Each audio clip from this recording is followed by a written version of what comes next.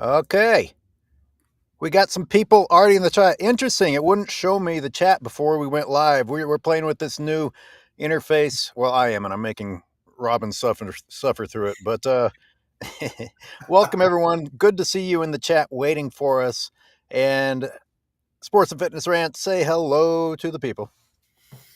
Yes, so once again, man, me and my man, the Czar of video footage, we're back for another live Friday edition, man. Once again, man, we are truly humbled, man, by all the support. Shout out to everybody that's already coming through. I see Renee in the chat. I see my man Roland Curtis, Hayden Phoenix, my man Callie Young. Shout out to everybody that comes through.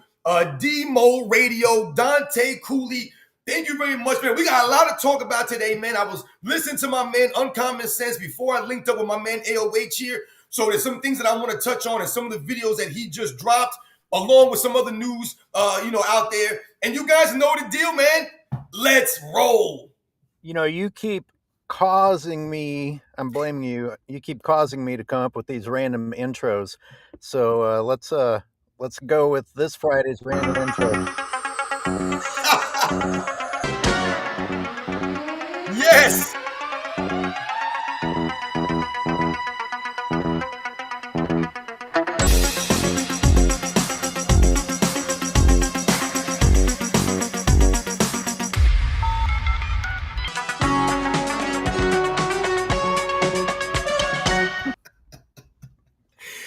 Fantastic work by my man Nazar again, coming through, always giving us something different, man. Once again, I see a lot of people coming through. LT, Masculine, MJ, CGP. Thank you to all you guys. Like I said, you guys are true supporters of our lives, man. That was 3 different versions of the Knight Rider theme blended together to try and avoid the copyright strike. I like it. The Knight Rider. See, I went with a new version, of me and AOH going live today. I brought up the Miami Vice Crockett and Tubbs edition. Yeah. I should have done Crockett's theme from Miami Vice. That's a classic. I've got a lot of shit to bitch about. And I've got some graphics to throw up along with it. Let's start with some unimportant things that I gotta get off my chest. I saw this on accident on my channel, and god damn, this fucking new interface is killing me. Anyway, apparently I wrote entire gibberish in my pocket and managed to post it to YouTube. There's no fucking way that can happen. YouTube hates me. There's no fucking way to compose an entire post and successfully post it in your pocket, man. That's insane. It reminds me of comments I saw on 93 Zay's channel from me that I didn't write. I am sick of technology, man.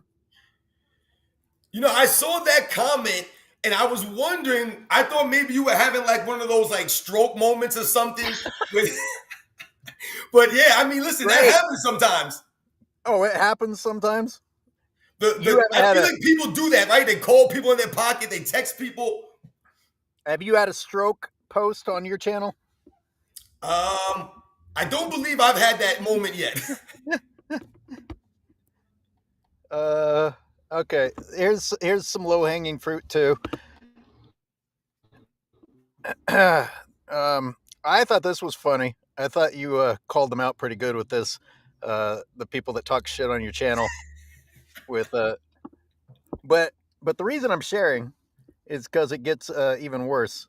So when you posted that, a dude on there that went ahead and talked trash to you again. So I looked at his profile, and sure enough, it's a cartoon avatar, not him. I wonder if he even understands that type of person in his mom's basement, the 40-year-old virgin worshiping LeBron, is exactly who we're making fun of. And listen, the reason why I bring a lot of this stuff up and talking about people, and how they don't have any profile pictures or they won't put themselves on camera to make any videos.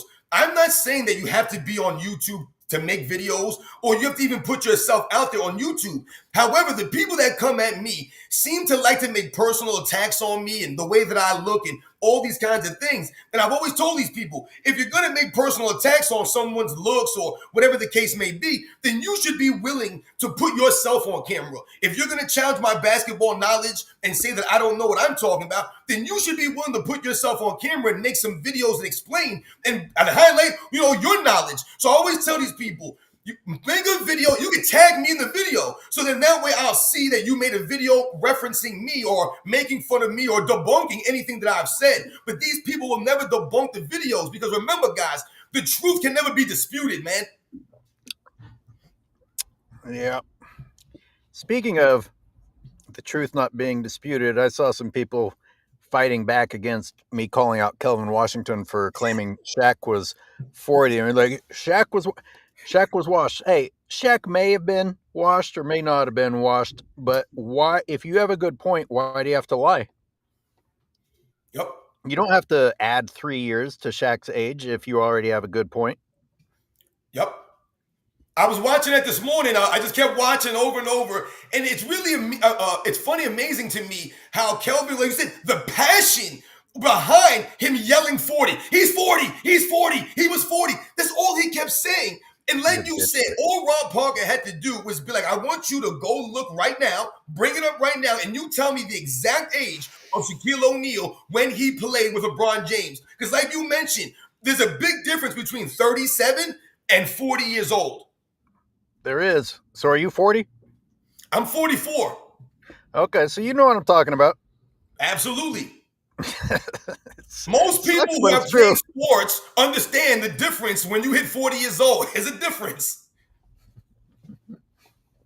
Don't get me wrong, I'll still whip all y'all's asses talking shit in basketball, but yeah, no, not the way I would have. Like you said, they have to exaggerate it extreme to make LeBron James look better. But those same people will talk to you about Robert Parrish playing on the Chicago Bulls. Those same people will bring up guys like Iceman Gervin playing on the Chicago Bulls in the late 80s. They'll bring those guys up as if they were key contributors to Michael Jordan's team. But you don't hear no Michael Jordan fans talking about how old they were or the fact that Robert Parrish contributed 0 to that championship run. George Gervin and Michael Jordan played 20 games together total, including the playoffs. Right. That's not a lie. I thought about including that. It didn't make my final cut of that long video I did. It was already 30-some minutes long, which, by the way, isn't doing well. So fuck you, YouTube. No more effort from me. Just gonna, I don't know. My revenue is dropping after editing that motherfucker for a week and a half. Oh, shit. I'm telling you, man, they don't like the truth on YouTube. I need to learn. I'll just lie. I'll just fucking start spouting off shit like they do on Fox.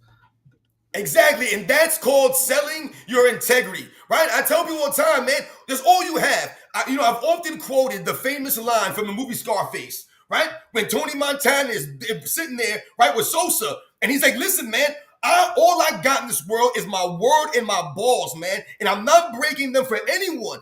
I mean, the man was facing death right there, right? Death. He's staring death in the face. Sosa could have took him out right there. He just hung the dude from the freaking helicopter. And he said, listen, man, you can say whatever you want. You do what you got to do, Sosa. But my word is my bond, man. And I'm not breaking that for nobody. A lot of these people out here, they're supposed to be grown-ups, adults. Remember that. These are supposed to be adults. And on top of that, they're supposed to be professionals. But yet and still, like you just mentioned, they'll sell their souls just for some money, for some views.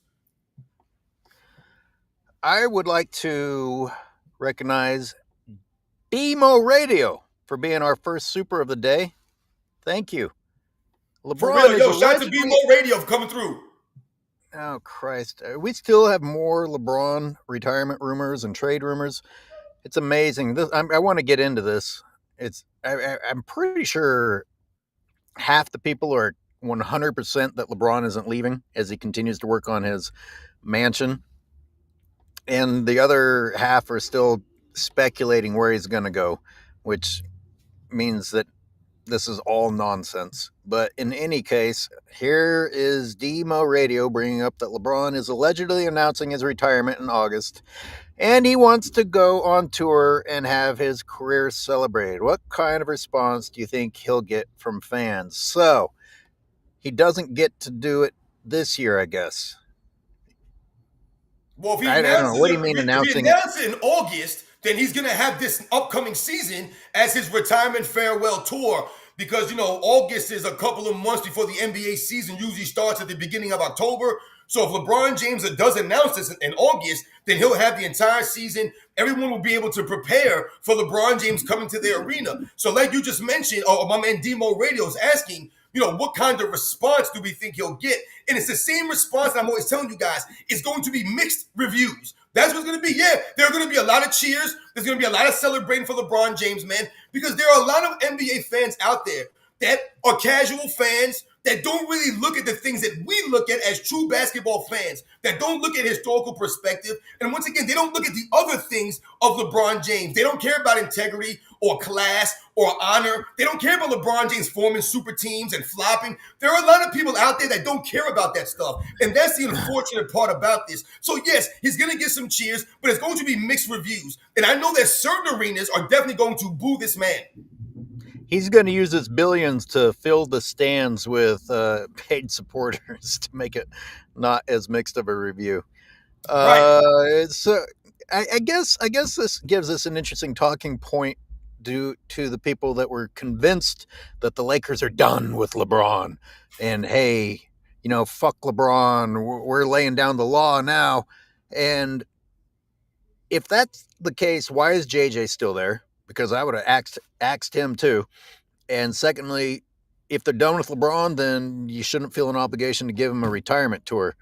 I don't think. I mean, if they feel the way that people are pretending that the new ownership feels about LeBron. And I don't want people to get overly excited. I know it's very tempting because we're so anxious for him to leave, but man, people have said it in the past, and you turn around and the Lakers just keep giving and keep giving and keep giving. Right now, what we're complaining about is that the Lakers got Luka Doncic for LeBron. You people Yeah. understand? This is the big fucking complaint. Right. Who fucking who? In the meantime, I have to hear, oh, the Warriors went out and got Jimmy Butler for Steph. What else do you want them to do? Jesus, really? Did you see Jimmy Butler in the playoffs without Steph Curry? It's what Scottie Pippen without Michael Jordan would have looked like in 1991. He was not good. And besides that, well, the Lakers went out and got Luka. How come we're still talking about needing to add pieces for LeBron? Remember, AOH, they were saying they need to make a splash in the Yep. offseason. A splash. Why the hell do the Lakers need to make a splash in the offseason? Like you said, they got freaking Luka Doncic last season. The same Luka Doncic, who I believe was the only player on the top 100 or rankings that was under 30 years old to be I think he was number 57 on those rankings, Luka Doncic. That's how great these people think Luka Doncic is already. And that's the guy playing alongside LeBron James. Remember, because he's the sidekick to LeBron James, according to a lot of these analysts out here.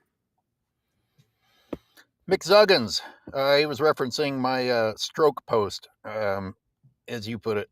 Still more intelligible than quite a few comments.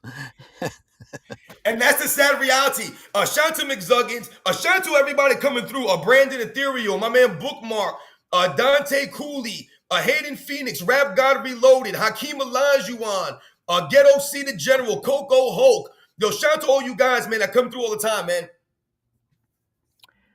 We may or may not have a Zay sighting today. We will see what time he calls in. Yeah, real, man. Hopefully we get Zay to come through. I got a little more here. You know what? Before I move on from Steph Curry, I had a supplemental graphic to go with it. And the NBA on ESPN, as if this wasn't bad enough by itself. I posted that to my channel too. Did you? Yeah. And they said the Warriors are being patient. Yup. Patient. That's a pretty nice way of saying doing nothing. Exactly. And the post, and I referenced the same screenshot that you have up right there. And I basically said Steph Curry is the greatest player of his era. And once again, Steph Curry doesn't need a whole bunch of trades and a bunch of free agents, apparently. The Warriors are not going to make a big splash for Steph Curry or do anything for Steph Curry in his last 4 or 5 years or whatever he has left in the tank to give to the NBA and the fans of the NBA and stuff. And once again, Steph Curry don't need to bounce from team to team. I mean, look at the offseason. You have Kevin Durant go to the Houston Rockets. Kevin Durant, how many teams has he been on in the last, 6, 7 years? This man was on Golden State, then he went to Brooklyn, then he went to Phoenix, now he's in Houston. 4 teams, man. That's absolutely insane. Not even including the OKC stop or the original team. And then you have guys like Damian Lillard. Now, Damian Lillard goes back to the Portland Trailblazers. What are we doing here? So you leave the Portland Trailblazers to essentially chase a ring because you went to the Milwaukee Bucks and you did nothing on Milwaukee, man. And I'm not trying to, knock or tear down Damian Lillard. We all know he's coming off the injury. But you went back to Portland? It doesn't add up to me. Why'd you even leave then? It doesn't make sense. Now he goes back to Portland. Why? Because the roster all of a sudden is now maybe a little bit improved from the previous years. I don't get these guys. Now you have Bradley Beal leaving Phoenix, and he's going to the LA Clippers. These guys are an absolute joke. You have Paul George got hurt again in the offseason. How do you get hurt on your day off? The dude was hurt on his day off and had to get surgery again. But this was the same Paul George that wanted a no-trade clause and felt disrespected by the Clippers organization because they didn't offer him Kawhi Leonard money. You guys are a freaking joke, man. And in the meantime, I have to hear rumors that the Warriors want Paul George. And as dumb as it is, the Warriors do dumb things. You can't ever rule it out. You can't. Oh, my God. I did not know that one. Hey, maybe Damian Lillard and Ayton were having a love spat. And now that Ayton's leaving, Damian wants to come back. Yeah, the Portland Trailblazers have put together some young talent. But now you bring Damian Lillard back to jack it all up, man. What makes them think that bringing Damian Lillard back to the Portland Trailblazers is going to do anything for these young guys' development or do anything for their team overall? Like I said, I get it. Damian Lillard has done a lot for people in the Portland community, and I'm not knocking him for his off-the-court work and the things that he does. But him on the court, he ain't doing a damn thing for the Portland Trailblazers, man. I've got another graphic here. I just want to acknowledge that I understand that what I'm complaining about with Curry contradicts what I was saying with Jordan, how, hey, get it done with your draft picks. But we live in a time where every other goddamn post or news story is how the Lakers have failed LeBron, how the Cavs have failed LeBron, how every day, man, not once a month. Oh, what will the Lakers do to not waste LeBron? In the meantime, we have a player who is superior to LeBron James getting fucked. And Steph Curry keeps his mouth shut. And instead of the news being like, look how awesome of a role model Steph Curry is, they keep putting LeBron's whiny ass on. He's the wrong person to be showing to people. Yep. And the point you just made, AOH, about the comparison with Michael Jordan, and you said, Michael Jordan didn't need XYZ in relation to what you're saying with Steph Curry. However, those are two different eras. In Michael Jordan's time, people didn't do the things that are going on now. So like you said, if you think about what's going on with Steph Curry over his last 10 seasons or whatever, or essentially since Kevin Durant left the team, it's a lot different than what's going on with everyone else that we just pointed at. All the other star players, they're bouncing around everywhere. They're allowed to go wherever they want. Think about the main players of the last 15 years that came with Steph Curry, the guys that you think, the Paul George that we just mentioned, the LeBron Jameses, the Kevin Durants, the James Hardens, the Russell Westbrooks. Think about these guys. How many teams have you seen these guys bounce around from? All over the place, man. How many times have you seen these guys get more free agents, have their teams make all these trades, but somehow, some way, the Golden State Warriors didn't do as much as all these other dudes? And when you think about Steph Curry last season, I was very impressed last season with Steph Curry and what he was able to do with the Golden State Warriors, man. Like I said, to me, the Golden State Warriors were Steph Curry hamstring away from going to the Western Conference Finals. I believe that they would have beaten the Minnesota Timberwolves and played the OKC Thunder in the Western Conference Finals. Now, I don't know if they would have beat the OKC Thunder in the Western Conference Finals, but they would have been in the Western Conference Finals with a legit chance to win a championship. Why? Because of Steph Curry and what he does, the impact that he has on the court. You can make a lot of excuses for why that first game with Steph was so different from the other ones, but the bottom line is, holy shit, it all changed with the absence of Steph. Jimmy James, thank you. Jimmy James, thank you very much. And he's going back to Kelvin Washington. It's not a lie if you believe it. George Costanza. That's how LeBron James fans live. They live in that world. You know, I did a video some while back, and that's essentially what I said. LeBron James is the George Costanza of the NBA. So all of his fans are the same way. You know, he lies, they lie. And they lie so often, they lie so much, it's so ingrained in who they are that you can't tell the difference between reality and not reality, between a lie and the truth. So like my man Jimmy James said, the same thing my man George Costanza said. Remember, Jerry, it's not a lie if you believe it. And when you don't bother to research or learn, it's a lot easier to believe that lie, isn't it? Hey, because remember, Jerry Seinfeld was going to take a lie detector test in that episode. So George Costanza was basically trying to tell him how to beat a lie detector test. That's the LeBron James and his fans, man. King Speech from New York. Fanboys never present linear arguments. That's putting it mildly. Absolutely. Shout out to my man King Speech Row, always coming through, supporting our lives, man. And that's the reality. McZuggins with another super says LeBron's been 40 since 30 for media. Yeah. Absolutely. God, dude, it's They've so been true. talking about LeBron James' age forever. They sure have. It's a great point you Forever. said. And fucking in the meantime, Chris Paul is as old. Exactly. Without the steroids. It's real so crazy, Siberius. man. Real Siberius. I normally I have Robin read these, but I don't think they're showing up on his. No, I can see him. I can read it. Oh, go for it. All right. So shout out to the Real Siberius coming through, man. As always, I feel your guys' pain. I feel like I'm making videos for the void. I am not doing this for money or fame. I do it because it is something I love, but it is difficult sometimes when no one sees it. Absolutely, the Real Siberius. You know, I do two different aspects on my channel. You guys know sports and fitness rants. So the fitness aspect of my channel, the fitness side of my channel, doesn't get as much traction as my sports rants do. But I'm never discouraged by maybe not many people seeing my videos. And to me personally, my fitness side of my channel is more important to me because that's where I feel like I can really help people out the most, is really on the fitness side of things. But I don't get thousands of views or, a bunch of views or a bunch of subscribers or, people wanting to, hit me up for my fitness side of things. I'm one of the smallest, fitness YouTubers out there. But I'm going to continue to do those things because I tell people all the time, even if I only helped one person in the fitness side of my channel, it was all worth it. I have over 1,000 fitness videos on my side of the channel. And like I said, if I only helped one person with those videos, it was all worth it. And by all accounts, a lot of you guys have hit me up on there and said that, you've gotten something out of those videos. So my man, the Siberius, we just got to keep pushing and just keep putting this stuff out there.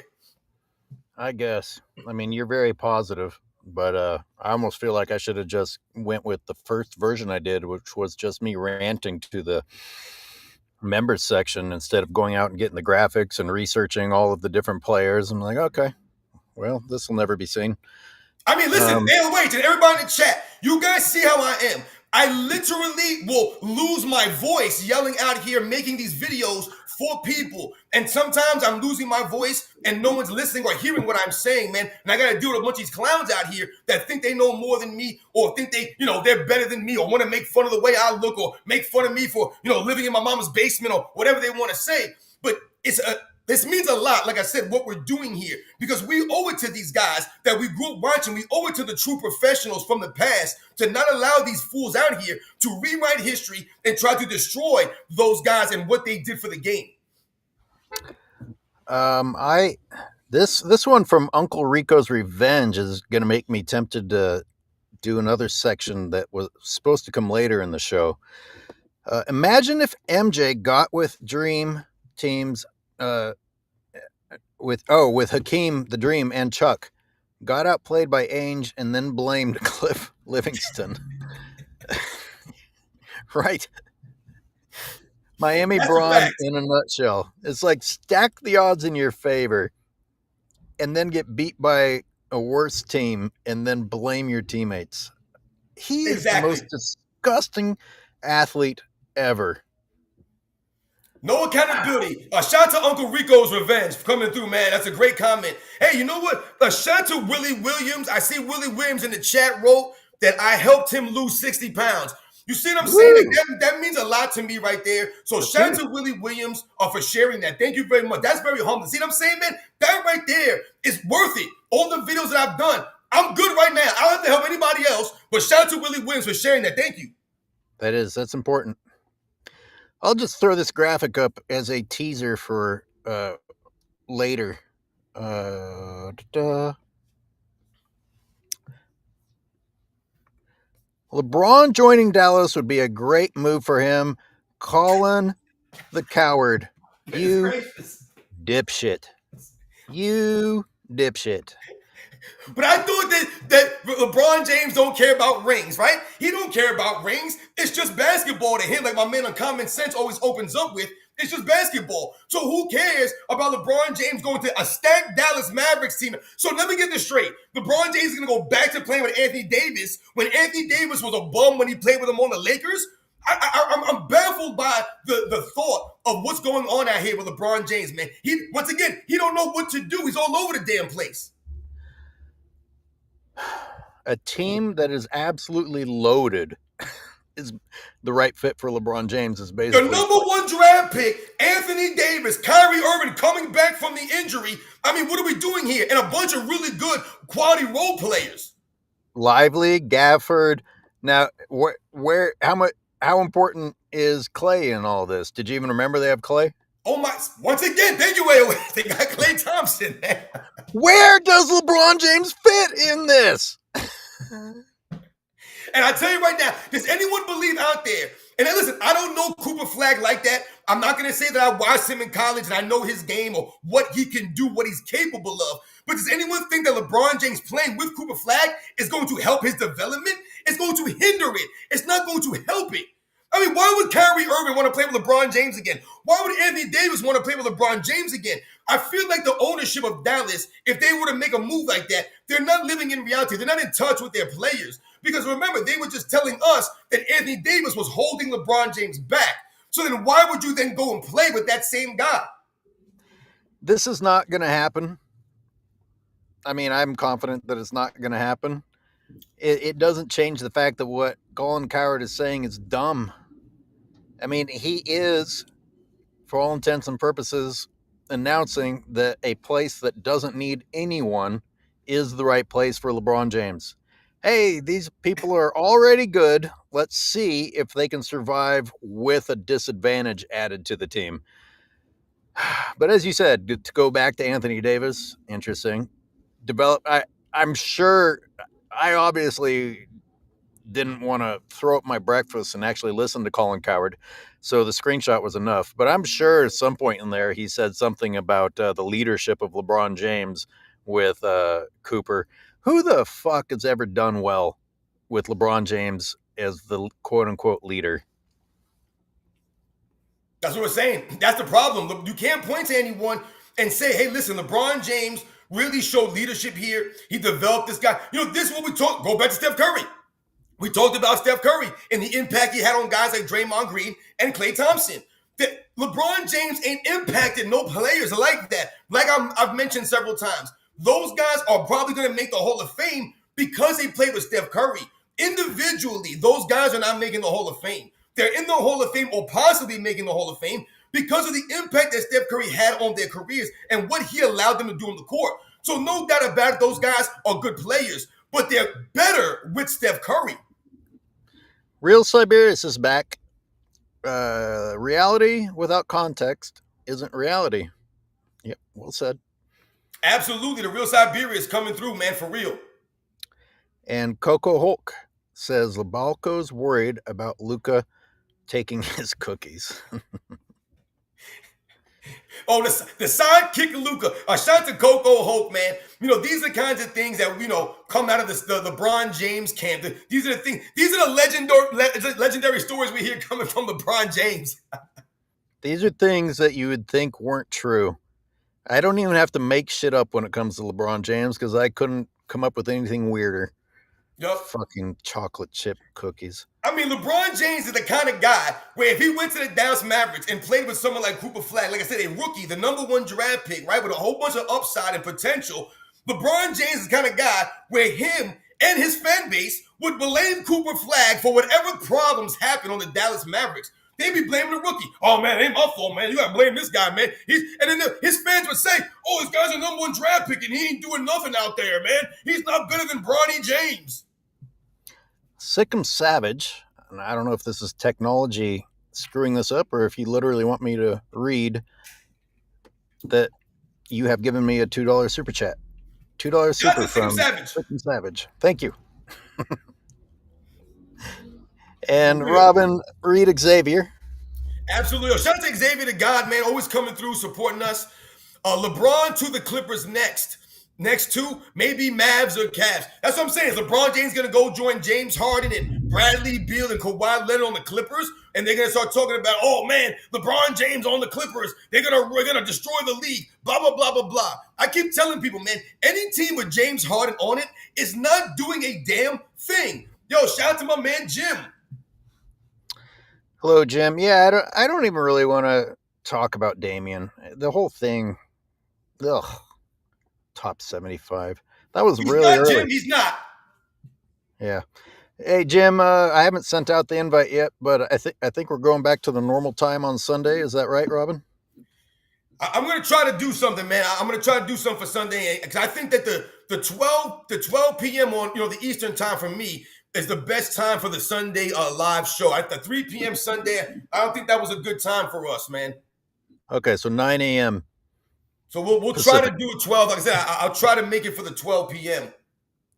All right, Jim. Well, anyway, you'll get an invite from me if you're going to be available to come in as our correspondent.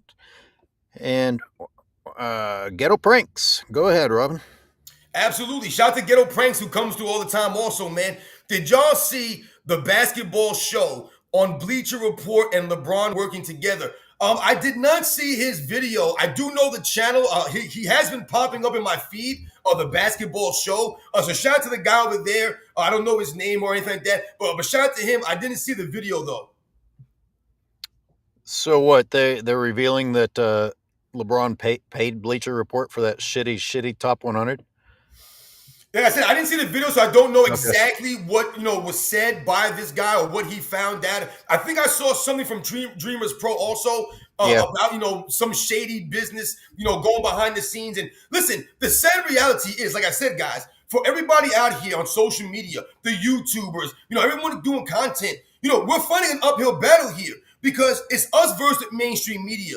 But the one thing that we must keep and hold on to is, like I said, is our integrity and the facts and remain consistent. These guys are not consistent. They're all over the place. And what we've seen is that a lot of these publications are compromised because how can you on one hand have Kobe Bryant as the player of the decade and then on the other hand, you have him out of the top 10 now? The fluctuations don't make any sense. Like I said, it doesn't add up. They're not consistent. And, someone mentioned Klay Thompson, reminded me that Klay's not in the top 75.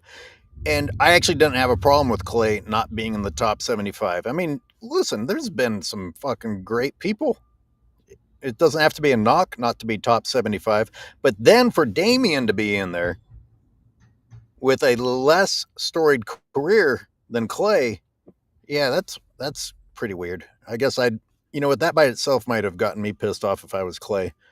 Yep. But you just can't pay attention to these lists anymore, unfortunately.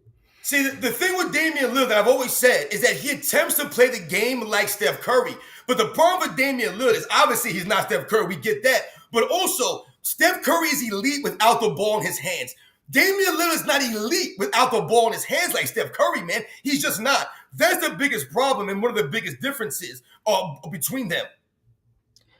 And Eyal Sabag, thank you for the super. I saw Colin Cowherd saying LeBron might be going to Dallas. So another super team. Yeah, I mean, everybody's speculating. They just keep talking about LeBron. Yo, shout out to Yaza Bag for coming through. I saw someone in the chat. Shout out to Zizza Plays. Said something about Manu Ginobili, or I don't know where Tony Parker and them were ranked on the top 75. I don't know if Tony Parker, where he was ranked on these lists or whatever.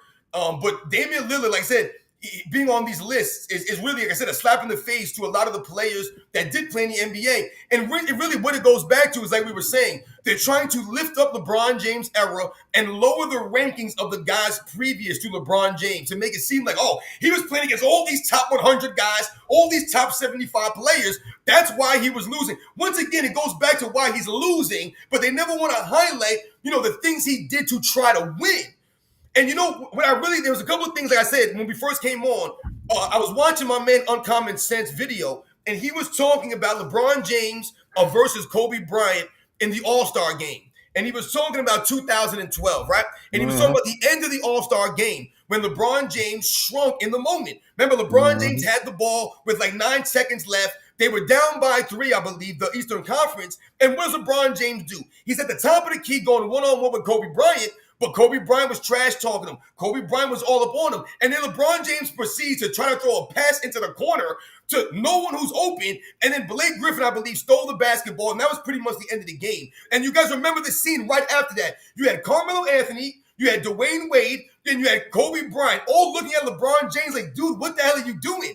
That's your moment. This is you and Kobe. This is you going at Kobe. This is you to win the game, but he passed it up. But a step further, remember 2013 All-Star game when Kobe Bryant was blocking LeBron James. And remember, I don't think a lot of people understand or remember why Kobe Bryant was going after LeBron James in 2013 All-Star game. I believe it was in Houston. Remember, this comes on the heels of LeBron James finally winning his first championship. And now there was comments made about LeBron James and about the rings. And he was talking about how the rings don't necessarily make or rank the player, blah, blah, blah, blah, blah. And then he came with the corny, if rings really mattered that much, then I would have picked Bill Russell over Michael Jordan. That's the corniest, lamest thing I've ever heard in my life. And LeBron James did that. Kobe Bryant heard those comments, and he started taking it to LeBron James. Remember, Kobe Bryant said, this MFer can't score on me. People talking shit about Kobe after he's dead is really, really fucked. Especially when you're lying, AOH. Why are you lying on a dead man? There's no reason to lie on a dead man. Keep the facts and facts. Be honest about Kobe Bryant. No one's telling you to tell them, say, or make up lies to lift Kobe Bryant up, but be honest about the man. These people out here lying about a dead man. And like a lot of guys were saying, they would not be saying these things if Kobe Bryant was alive. They damn sure wouldn't be. So you Laker fans out there, like Dreamers Pro, who can't wait for LeBron to be gone, I understand, I can sympathize, but imagine how unfair that is to Anthony Davis and Kyrie Irving to throw that piece of shit back on their team. Give both of those guys deserve a chance to win one without LeBron. And, not that it would ever make any difference in the minds of LeBron fans, the fact that those guys go and win without him. But it's also the fact that they're going to carry his ass. And he will still get the credit, even on that insanely stacked team. You know he will. Yep. Exactly. The motherfucker will get across. Damn. Oh, sorry. You don't see that shit in San Francisco very often. I'm sorry. Go ahead. There was something that I saw in one of the videos you did, and you highlighted, maybe it was Uncommon Sense, but I can't remember. Your videos are kind of crossing right now in my mind. But there was a scene there where they were highlighting Daniel Gibson and the game-winning shot that he made in one of the playoff series. I can't remember what series it was. But these are the scenarios that we're often talking about when it comes to LeBron James fans. And I see my man N right here in the comment. He said, no wonder LeBron fans love the bubble ring. They live in a bubble. And that's the reality. Like we said, they love to talk about what the other great players' teammates have done for them. Right? And they'll highlight this guy. They'll highlight that guy. You even had Dwayne Wade coming out recently saying, yeah, everyone thought Pau Gasol should have won the Finals MVP in 2010. What the hell are you talking about, dude? Well, why don't you talk about 2011 Dwayne Wade? Why are you worried about Kobe Bryant in 2010? Why don't you talk about your team in 2011 and why you didn't get Finals MVP in 2011? After you were carrying LeBron James for the entire series, you guys were up 2-1, and you started fake coughing. You guys are making fun of Dirk. You guys are acting like front runners. And I love Dirk Nowitzki in the moment in the post-game press conference when they told him about those guys mocking him going into that game. And he said, yeah, whatever. You know what I'm saying? I heard about it. It's no big deal. Dirk was like straight up real, a true professional in those moments. And Dwayne Wade should be worried about 2011 and why he's short a ring instead of worried about Kobe Bryant and Pau Gasol in 2010. You got a shout out I just threw up on the screen there. Yo, shout out to my man, R.I. Laverne. You help me fitness-wise. I do farmers carrots all the time because of you. Thank you very much. Listen, you guys are going to bring a tear to my eye, man, for real, because these are the things that I'm talking about. It really means a lot. I told you that fitness side of my channel is really personal to me. So for you guys to say that, you guys know how I feel about the farmers carries. You guys know me in the videos. I always got my rocks out there doing my thing. Thanks a lot, man. It means a lot. Oh boy. I gotta make people moderators sooner. We got these weird LeBron people. Yeah, I always try to give people, that come through the lives, the moderating ability. So shout out to all you guys if you're able to moderate some of these weird chats or weird comments. Now, once again, if people aren't saying anything disrespectful or really disgusting, then we keep them around because they're here to be educated. Let's be honest. That's why people keep coming back to our live streams, because not only do you not know what we're going to get or what you're going to get from us, because you guys know we talk about a wide range of topics. It's not always just basketball that we talk about. We talk about life. We talk about things from back in the day and how it relates to today. So I think, some of those people need to hear this stuff. Ven is throwing more evidence that there's no way the Dallas thing is happening. I don't think it is either. I think that they're just want to talk about LeBron. No PR is bad PR anymore, it seems like. Xavier with another super says, LaForty traded Wiggins, Curry won with Wiggins. Once again, Xavier the God, you made a great point. You see what he just did right there, Xavier the God? He brought receipts. That's a receipt right there. That's some evidence and that's proof. That's facts to back up when you say Steph Curry could do more with less than LeBron James could. Steph Curry wasn't worried about who he had or didn't have. He wasn't crying and moaning, making all these excuses. LeBron James refused to have Andrew Wiggins drafted number 1 to the team. He demanded that the Cleveland Cavaliers trade their number 1 draft pick for Kevin Love. But the same LeBron James fans like Kelvin Washington, they love to harp on everything Dan Gilbert didn't do for LeBron James when the man bent over backwards for LeBron James. Did spend all this money for LeBron James. You highlighted it beautifully in the video. I watched it this morning. And like I said, you're talking about all the people that came to the Cleveland Cavaliers that first time around. That's the organization doing stuff for you. It's actually amazing. It was even more so than I expected to find how much of that team was simply draft picks. Yep. And the amount of denial LeBron fans have to just be like, well, they were all the best. Yeah, funny how that works out when you're not on LeBron's team. Oh, man. But that, you know what? That would have been a nice detail for me to include. I didn't include everything, but, like showing exactly that LeBron isn't willing to have a draft pick and develop a draft pick. Nope. Right now, trade away your assets and bring in somebody who is not only great, a goddamn franchise player. Kevin Love is a goddamn franchise player. You're right, LH. And you know what? I want to go back to something that Uncommon Sense was talking about in that video versus Kobe Bryant, LeBron James in the All-Star game. And what he was really hitting on, which comes or, really falls in line with the Andrew Wiggins thing, is that LeBron James lacks competitiveness on that level, like the guys like Kobe Bryant, like the Michael Jordans, like the Larry Birds, like the Magic Johnsons. He's not a competitor on that level. There's levels to this, and LeBron James doesn't understand what it means to be a true competitor. So like you said, he's not going to spend the time and develop an Andrew Wiggins because that would take a true competitor, because a true competitor is going to work and want to earn it the right way. When there's a movie called He Got Game, right? And in the movie He Got Game with Denzel Washington and Ray Allen, right? There's a scene there in like the middle of the movie where they show a flashback to Denzel Washington, working outside with a baby Ray Allen, Jesus Shuttlesworth, right? And in this scene, they're on the basketball court, and it's so early in the morning, it's dark outside, right? There's no sun out. It's dark outside on the basketball court. And Denzel Washington's character says, "We're the only two people up right now. It's me, you, and Michael Jordan."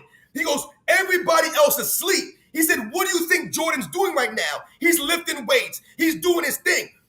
It's not about Michael Jordan in the actual game on the court, the highlights, the flash.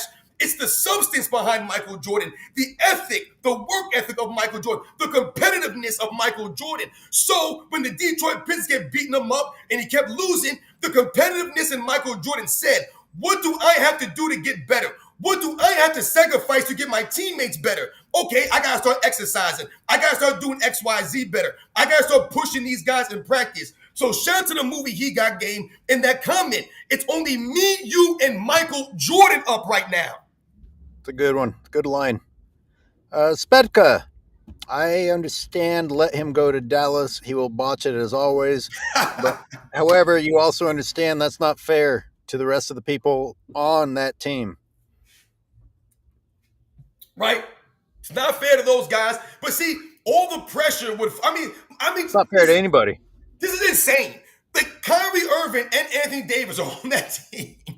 And both of them dudes play with LeBron James. And both of those guys got zero credit for playing with LeBron James. Could you imagine what LeBron James fans would be saying today if Scottie Pippen averaged 27 points a game in the NBA Finals? And don't forget, not only did Kyrie Irving average 27 points a game in the 2016 Finals, he upped that to 29 points a game in the 2017 NBA Finals.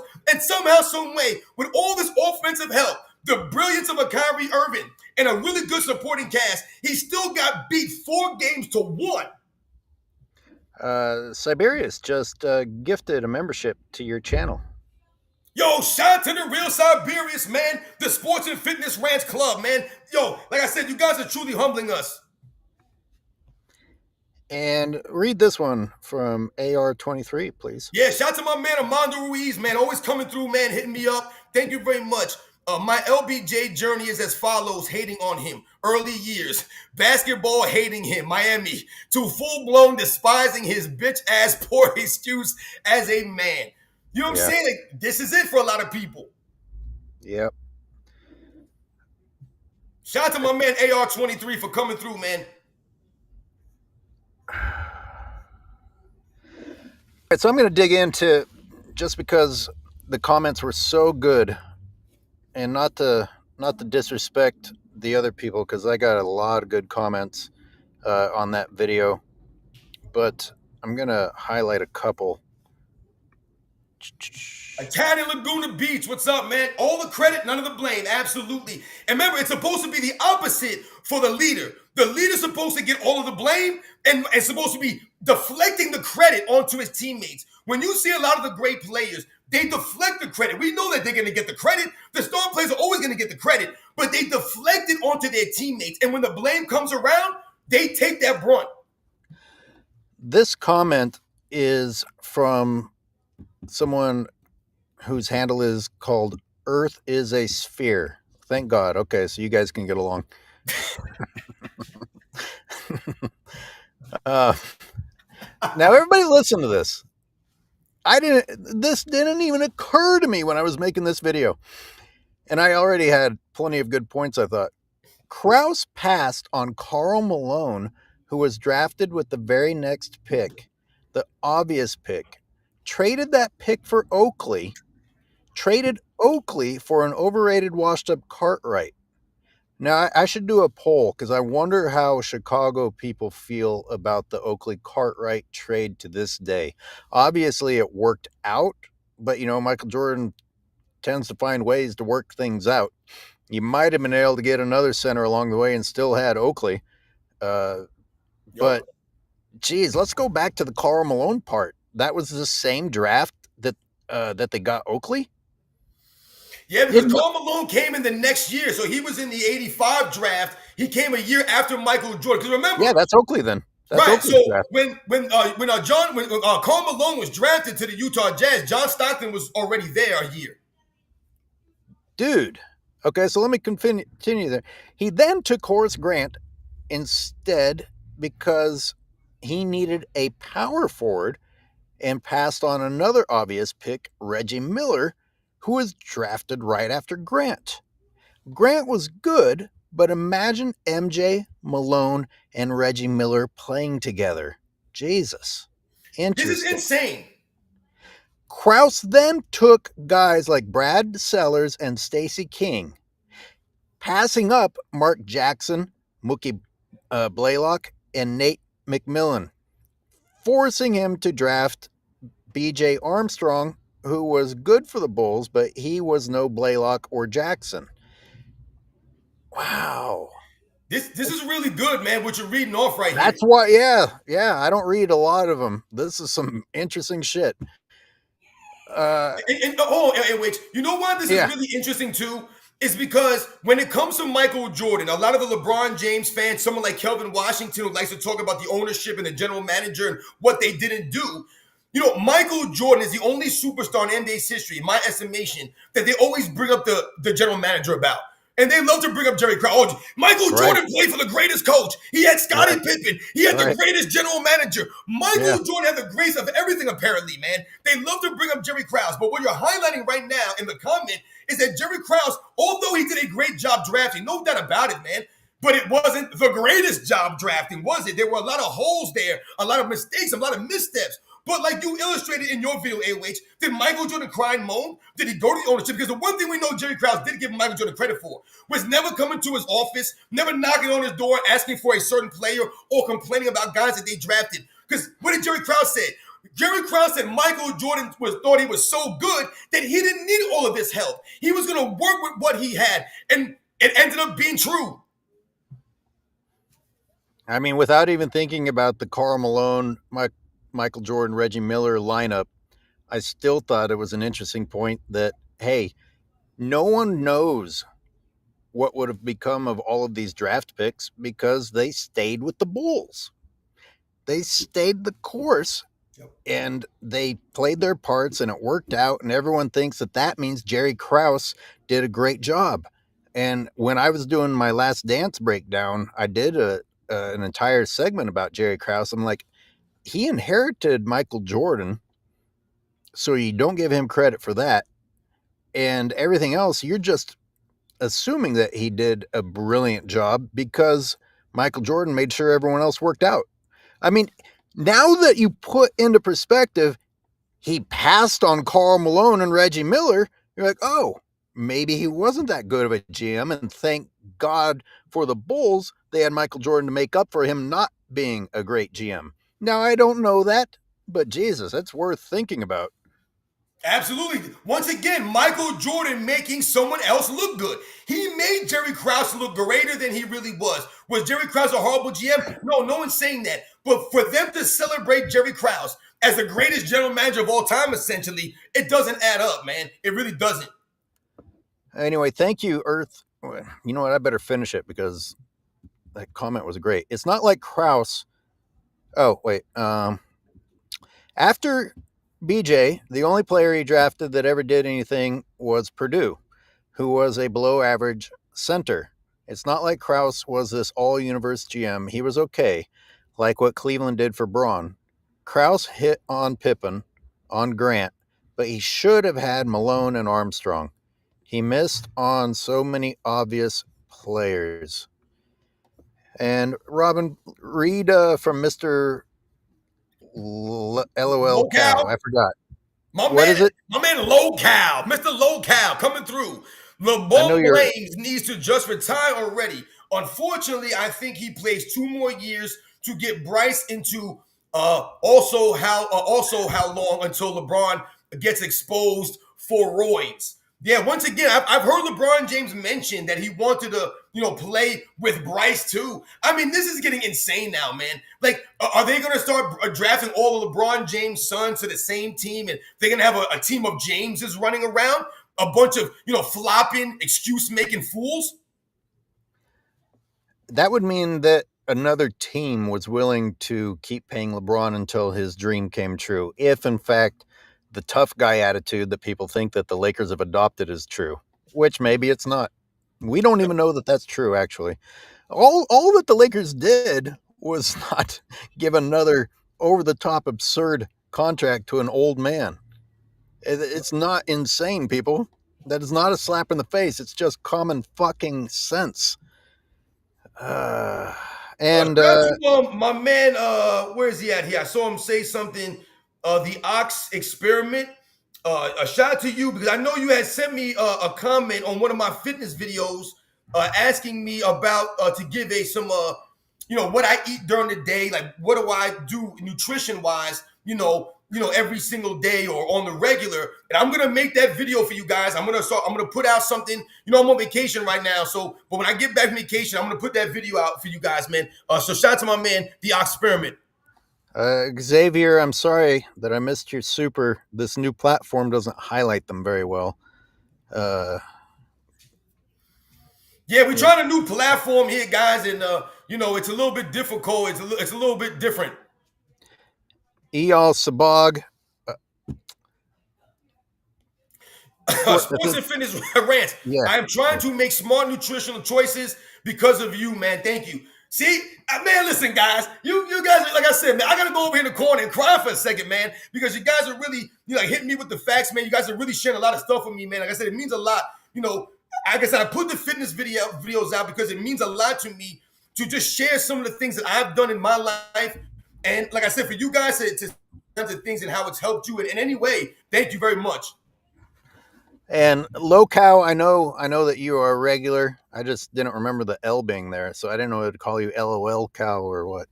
But I appreciate you being a regular. Praise the Dawn is here. Praise the Dawn is here. Praise the Dawn, my man. I can't take anyone over the age 30 that's a LeBron fan. As soon as you critique his game, it's you're a hater. What straight man says that? Yo, shout out to Praise the Dawn. I told you guys, there's no grown up. There's no adult. You cannot consider yourself an adult. And you damn sure can't consider yourself a grown ass man if you're going to support someone like LeBron James. He's got female tendencies. He's an emotional clown, man. How can you get behind someone like that? He takes no accountability. He has no integrity, no honor, no class. And that's why he's asking for respect. What grown man and adult knows that you have to earn respect? You don't ask for respect. You don't demand respect. You got to go out there and earn it, man. And remember, I want my damn respect too.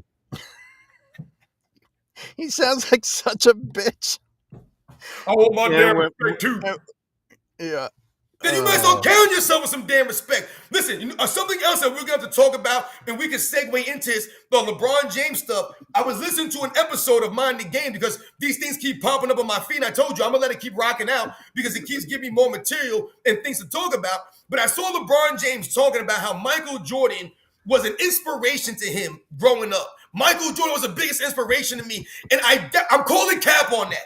I'm calling cap on Michael Jordan being your inspiration. And I did a video like 2 years ago about this. And I said, I don't know how LeBron James could claim that he watched Michael Jordan growing up, or Michael Jordan was an idol of his, or any of these kinds of things. He inspired him because everything LeBron James has done in his career has been the complete opposite of what Michael Jordan would have done. So if you really were inspired by Michael Jordan, like many of us were, it's not. This is why you could be the Michael Jordan of anything, because you're not cheating yourself. You're not cheating the people around you. Like I said, for someone like LeBron James to say he's inspired by Michael Jordan, but then to do everything the opposite way of Michael Jordan is a lie. So, man, there's a lot of fuel with only a few topics. Legend of Experiment says Kevin Love wasn't even on the top 100 list for the Clutch Sports list.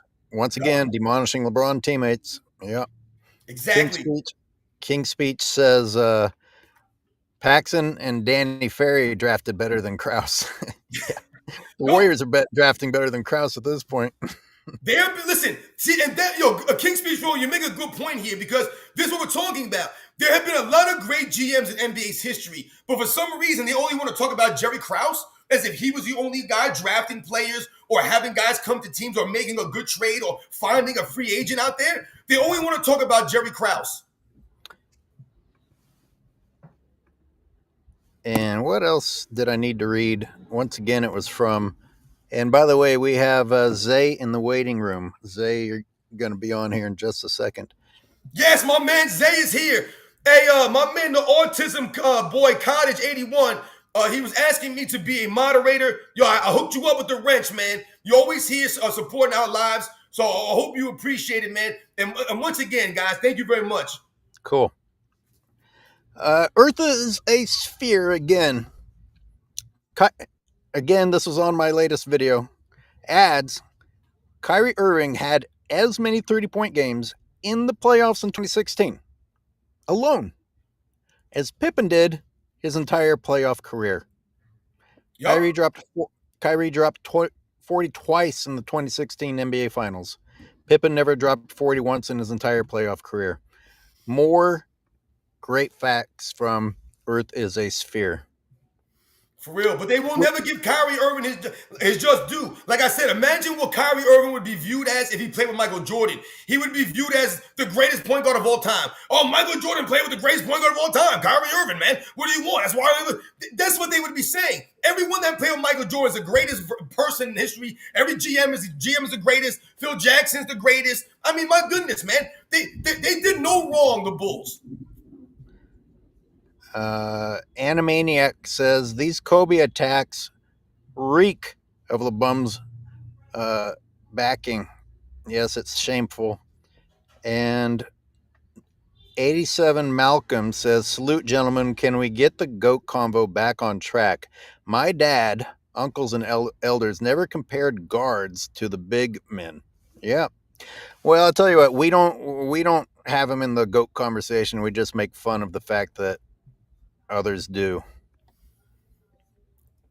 And here he is. Fanboys. Fanboys. What's going on, fellas? How y'all doing? What up, Zay? It's been a while. What's the word, man? How y'all doing? Oh, great, man. Good to see you here. Yeah. My bad. Robin is on vacation. I'm on the road, but we're making it happen. Yep. AOH and Mount Zion again. On the road again. What's going on, fanboys? I know you're sick. I know it. I know you miss me, fanboys. What's going on? The big three is back. We back at it. Come on. That's right, man. That's good to see you back, man. Sir. So one thing I did want to say, I want to kill the notion that Bronny James is finna get traded. There's no way that's happening. Because I mean, what is he gonna abandon his son? He's just gonna leave Bronny in LA? Like, come on, man. They have to make a big deal in order to get Bronny James and Bronny James. Come on now. Oh, you don't think Bronny would also be a nice piece for Dallas? That's not exactly what Dallas needs, like LeBron. Colin Cowherd making an argument for Bronny to be the sixth man of the year there. I mean, hey, Bronny might be the sixth man of the year right this now. year. My man's getting hyped up. They talking about Bronny like he about to get the sixth man of the year. Word. You feel me? They said Bronny about to get extended minutes in LA because you know what? There's no backup. There's no backup PG. So I don't know if they finna keep. This goes right back to what I was saying before. People went overboard thinking that there's a new sheriff in town and the new ownership is saying goodbye to the LeBron era. JJ wouldn't be there anymore and neither would Bronny. Certainly not with talk of extended minutes. Exactly. Fanboys, don't get your hopes up. One thing I will tell you is that this season is going to be a rough season for you. A real rough season. You know what's real sad, though, with all this hype that LeBron James Jr. is getting, and I'm not, here to tear down a kid or nothing like that, but the problem with all this hype that he's getting is that this puts a lot of pressure on him now. You're hyping him up on the, the G League, you're hyping him up in the Summer League, and all of a sudden now the regular season's going to come around, and all the pressure's going to be on him to perform. Dude, all he has to do is make one shot and he'll get a standing ovation. One steal and he'll make DPOY. I mean, there's no pressure. All he has to do is not be complete total ass. They gave him second team all team. Like, come on. They just gave it to him. He didn't deserve second team all NBA. Knock it off. He's the only player on the All-NBA list with a negative plus minus. Knock it off. He's the only one not making it across half court consistently. Zay, Man, what else? it's sad. We bitched about the headlines today. We got off our chests the bulk of what was bugging us just from this morning. But what else is bugging you today? What's bugging me is Bronny James just doesn't get it. He is not the focal point of not only the NBA, but the Lakers anymore. And he's having a hard time coming to that reality because he doesn't have anybody around him. Look at the headlines every day. These fanboys complain about me and Robin and you talking about LeBron. We're countering news that is about LeBron. We're not talking about LeBron for no fucking reason. Everybody's still talking about LeBron, and you think that LeBron doesn't see that? LeBron lives for that shit. So I bet you in his world, he actually doesn't understand that his time is up. In LeBron's world, he doesn't have those fourth quarter turnovers. And it's fine that he fucking misses all those shots or makes the right play by passing to a teammate with no time on the clock. Yep. You know, I don't think he's in reality at all, man. I don't know, but I kind of think maybe he's been so spoiled for so long, he gets to exist in an alternate reality and get away with it. Yep. But please, you guys argue that one. And Robin, read Top Dog real quick. Yeah, absolutely. Shout out to Top Dog, man, always coming through. Steph Curry turned the Warriors into a very successful dynasty. The Warriors were trashed before Curry. Bron has never done that for a franchise. Absolutely. Shout out to Top Dog, man. Like, that's why I'm always gonna have Steph Curry above LeBron James all time. I just don't understand, how people could look or view LeBron James and what he accomplished in the same era as greater than what Steph Curry did. Go ahead, Zay. It's all you. It's absolutely sick because they want to tell you that this is LeBron's era. Curry has won 4 championships in LeBron's era. You can't fanboys. He has won one playoff game over the last 2 years. He has been outside of the first round twice as being a Laker.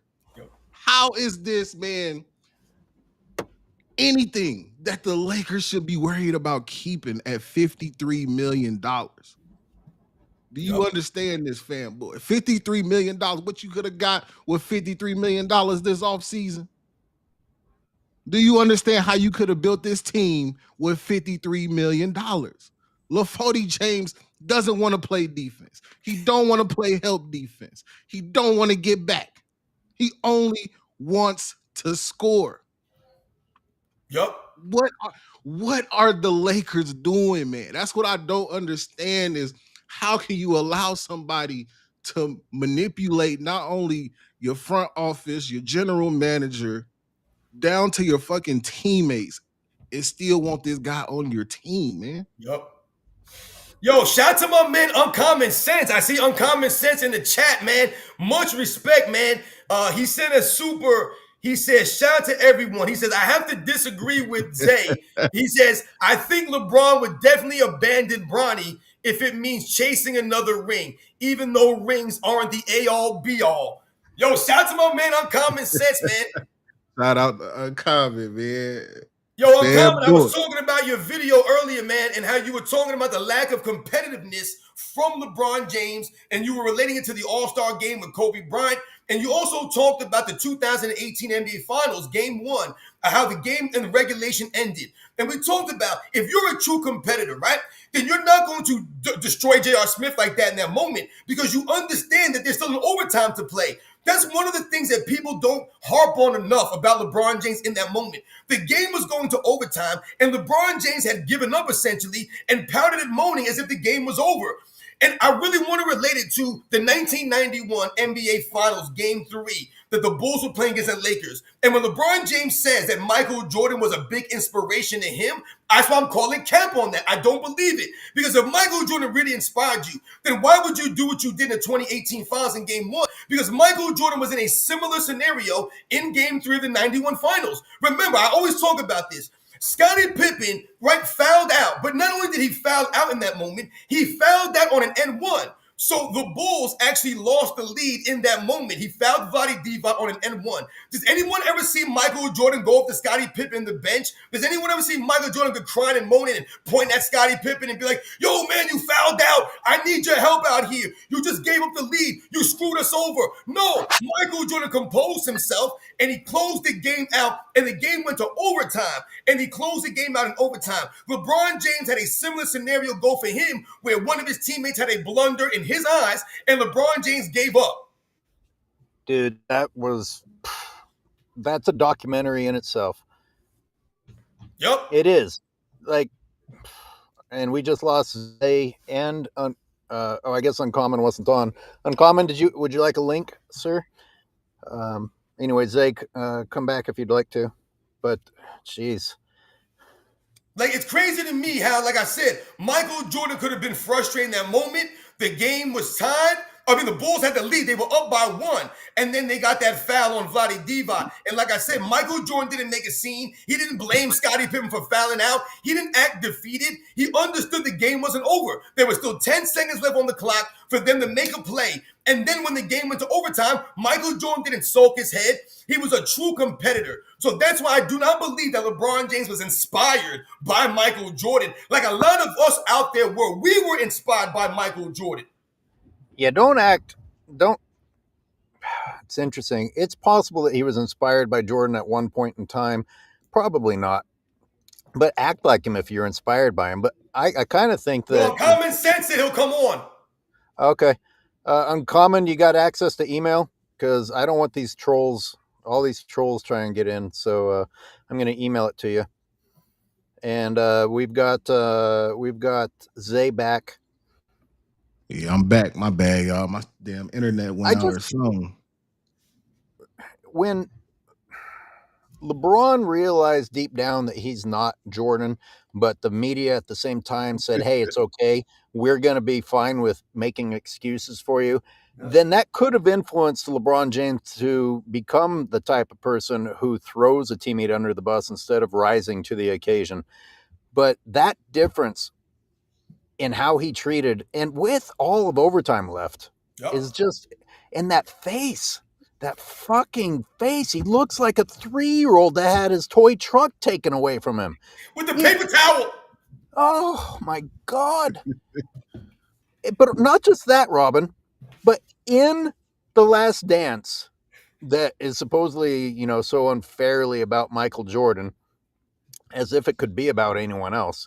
But those moments that they didn't include that Michael Jordan was a hero, it's a long list. And they made room to praise people like Scottie Pippen by removing more of Michael Jordan's heroics. And as I've already talked about, not even telling the truth in order to help Scottie Pippen. Exactly. It's so crazy to me, man. Like I said, I'm really interested to see my man Uncommon Sense come on and come through and share his thoughts on some of this stuff. Like I said, and maybe go over some of the things he was talking about. Like I said, he had me fired up today to come on to this live, when he was talking about the competitiveness or lack of competitiveness from LeBron James. And you want to compare this guy to a Michael Jordan or a Kobe Bryant or any of these other great competitors, man. It doesn't add up. Link sent, Uncommon. It's a new platform, so you might see a weird thing. I don't know what it looks like. Fanboys, how does it feel that your king will never measure up to the GOAT? How does it feel? And when he goes on, no, I'm sorry. When he goes on the Mind the Game podcast and he says things like, "Don't cheat the process, don't cut corners, fall in love with the process, and everything will take care of itself." Do you believe it? Do you think he really believes that? Yeah, he said. Did he fucking say that? Yep. What fucking process is he referring to? Bail on your franchise and suck the life out of them and hire mercenaries? Come Word. on. And we have Uncommon, I believe.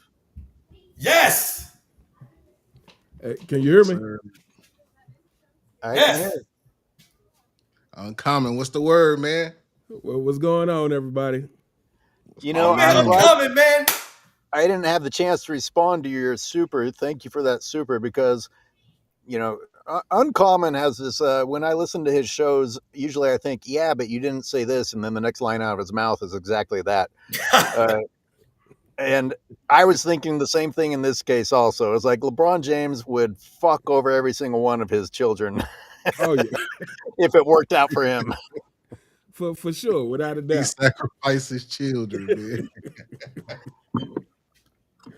without a He would doubt. he would drink the blood of his fucking children, and the fanboys would be fine with it. Oh yeah, they have an excuse for it. Robin, read the chat from Siberius for Uncommon, if you would. Yeah. Uncommon, thanks for coming out. Good to see you. Yeah, much respect for my man Uncommon Sense. Like I said, I've been subscribed to his channel, since the beginning, man. And we have similar mindsets, similar views. And like I was saying earlier, Uncommon, the video that you did with the Kobe Bryant All-Star game versus LeBron James and the lack of competitiveness and the things you were talking about, you mentioned that, we don't talk on here as if we're better than these NBA basketball players at basketball. Like you mentioned, they could cook us out here. But like you said, we're going to compete though, damn it. Exactly. Like you're not LeBron James. I think the thing is with everything he does, with all the excuses and all, it really points to one thing, and that is, despite what he says, you really don't think you're the guy. Because if you thought you were the guy, none of these other factors would be such a big deal. And you talked about Michael Jordan in the 91 finals. This is why Michael Jordan never felt defeated, because he thought he was the guy. He thought he was the difference maker. He thought he was the person that could overcome any situation. LeBron James really doesn't believe that, which is why everything is, the circumstances surrounding every situation is such a big deal to him, because he really doesn't think he's the guy that can overcome any situation. Yeah, deep down, Word. he knows it, and the insecurity based on that keeps leaking out in different forms. Yo, I want Deep everybody down. to understand something right now. Yo, you got the true fanboy Friday going on right now. You got my man Zay in the house, man, with belt to ass. You got my man Uncommon Sense here. You got the Zarda video footage, man. This is insane that we got this lineup going on right now. And of course, LeBron James doesn't believe in himself, man, because he needs And the we've got- perfect team in order to have a chance at a championship. Jordan played with who he had to play with, man. He didn't go, oh, I need this player. I need that player. I need this. Come on, man. It's levels to this. Go ahead, LH. It's just your boy King Speech saying it really is Roast Fanboy Friday, as Robin already said, alluded to. Yep. Amazing stuff, man. Like I said, I'm getting pumped right now, man. I was pumped when I came on the damn live, and now I'm even more pumped. What else is going on, Uncommon? In case anybody doesn't know, Uncommon is responsible for my beat on my channel that so many people like. Nothing in particular, just keeping up with the downfall of the 4 and 6 kingdom. I don't know if you guys saw. I saw some comments from Cedric Sabalos, and shout out to my man Too Raw for TV. I saw he did a video on this. I wanted to do a video, but I forgot. And he made some comments a couple of days ago about LeBron James, and how he would not have won a slam dunk contest even if he competed in it because he lacked the creativity. And a lot of us understand this is one of the biggest problems for LeBron James is his lack of creativity. But like my man Uncommon Sense is alluding to, he don't think he's that guy. If he thought he was that guy, then he would have went out there and competed on that stage. But he's not a competitor. Remember, Michael Jordan competed in a three-point contest. Does anybody think that Michael Jordan's a three-point specialist or spot-up three-point shooter? No, because that's what that contest favors. And yet Michael Jordan still put himself out there because he wasn't worried about these kinds of things. LeBron James did 2 skill challenges, but wouldn't do 1 slam dunk contest in his peak. Dr. J did the slam dunk contest at 35 years old, man. He put in the show for the people. Not only does LaFody James lack the creativity, but I think that he lacks the confidence in being under pressure. Yup. LaFody James under pressure, it's like a pressure cooker, man. He overheat, he cracks. You know what I'm saying? LaFody James is not ready for the pressure. That's all I'm gonna say. Autism Boy wants the uncommon intro. You talking about the fanboy one? He's got a couple of them. Yeah, Uncommon, he must be real musical, man, because he's got some really good beats on his stuff, man. Fanboys. Yeah, Uncommon, I need to get in with you about a beat for real. Most definitely. Yeah, just email me. I got you. Fanboy, fanboy, fanboy, fanboy. We'll make another fanboy special. Oh yeah, man.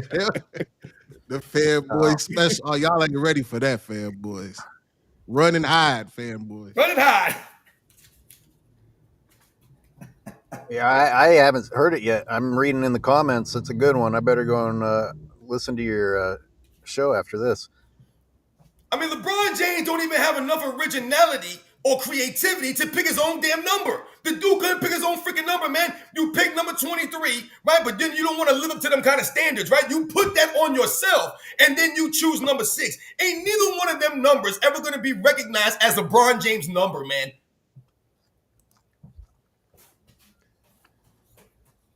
We have top dog. No one has ever wanted to be like Bron. Kids in the 90s wanted to be Jordan. Kids in the 2000s, the early 2010s wanted to be Kobe. And kids from the mid 2010s now want to be like Steph. Yep. Yo, my son is 7, and he still yells Kobe. Kobe. I have never heard nobody say LeBron for anything. They be something that they say for LeBron, fanboys. I know Tyson in the. Hey man, shout out to King's speech too, my dog. Yep. Jonathan McFarlane with the super. This has been coming for a long time for LeBron. All the coaches and players he's screwed over. He deserves no semblance of sympathy. Well, I don't think we're out of the fire yet. Did y'all hear what Robert Horry said about LaFody? No. So Robert Horry, they pretty much asked him, you know, how was it beating LeBron for his 7th ring? And he was like, oh, that was easy. That was probably the easiest championship we ever won. Oh, yeah, I heard that one. Yeah. God, he was bad. Fanboys. Disgusting. Fanboys, do not go back and watch the 2007 finals. It will mess with your reality. Just he don't also look. He mentioned his lack of bag because all he did was drive. He was just a driver. That's it. Yup. Yeah, we were talking about that, Zay, on the last live. Uncut Hoops did a video on the 07 finals. And if you guys haven't seen it, everybody in the chat, go check it out because Uncut Hoops really broke it down. The same thing as my man, the Czar of Video Footage, AOH. And he highlighted that entire series, man. And, you know, like I said, LeBron James was being dared to take those shots. They were literally leaving this man open to shoot because he couldn't shoot. My first breakdown of the 2007 finals, I pointed out a play in which LeBron James clearly committed an offensive foul, got called for it, and I said, this is a massive change in history because calling this legally changes how LeBron James can approach the game. They just changed what an offensive foul was so that a guy whose only move was driving could continue to drive late in his career legally without being legal. Yeah, that's a fact. And that's the problem when you watching LaFody James is because depending on how he's officiated, it's gonna change your opinion on his game. If they're not calling the offensive fouls, you're like, oh man, this guy has a nice finishing. He can finish, blah blah blah. You know what I mean? You're like, damn. But when they're calling the offensive fouls and you see how limited his game is beyond the paint, especially the perimeter, the mid range. Even though he want to talk about how the mid range is the most important part of the game, but he doesn't fucking have one. How can the mid range be the most important part of the game, but you don't have one? You know what I'm saying? Amazing. That's so true, man. Like, it's like fanboys just. I feel like they just put LaFody on for background music or something, and they just don't listen to what he's saying. Like they just listen to it like it's filler music. You know He what I can mean? say whatever he wants because they don't watch the games. Oh, LeBron said this happened. Okay. Yeah, like they go to these Glazer channels. FYF tried to call us out. FYF. He tried to go on the live and pretend like he picked a random Detroit Pistons game, Pistons Bulls game. It happened to be the lowest scoring game that Michael Jordan had against the Pistons. So yeah, we like, man, hey, you cherry picking, man, because we got plenty of work. We got plenty of work in the trunk of your king scoring under 20 points, man, in the playoffs. Yeah, and not just that. Knock him off. We were talking about that 2007 finals. To me, this is when you go back and watch, this is why I always say LeBron James has never been a great defender. Because if you go back and watch that series, he's not setting the tone defensively for that team. It's the role players. It's like Varejao and Gooden and people like that who's setting the defensive tone for that series. LeBron James has never, and someone can correct me if I'm wrong, but I don't recall ever watching a series where I'm like, LeBron James is he's the defensive guy setting the tone for what this team should be defensively. Whereas Michael Jordan, even if his shot is not falling, you know for a fact that he's going to be hustling for every loose ball, that he's going to be playing defense to the best of his ability at all times. And so, yeah, LeBron James is an overrated defender. Like, they want to pull a few highlights and try to classify him as some defender that should be on the level of Michael Jordan and Kobe Bryant and other people like that. But he has never, ever been a great defender. It shows you what's in your soul when you turn the ball over. And sure, of course it's discouraging, but when your reaction is to stand there and flop your hands down to the side and watch the other team take that to the other end and score, instead of do everything in your power to try and chase that or make up for it or at least get back with the rest of your teammates, that tells you everything. You're not always going to be able to stop the play after you fucked up, but how bad do you want the win if you're willing to stand there and just mope? Yep, absolutely. Yeah. You know, I just had a thought. I would have never in a million years imagined, you know, back during the Jordan era, if I could have looked into the future, I would have never imagined that I would be on a panel having discussions about someone who they try to promote in the GOAT conversation. And you're like, you know, not playing defense, pouting, flopping all over the place.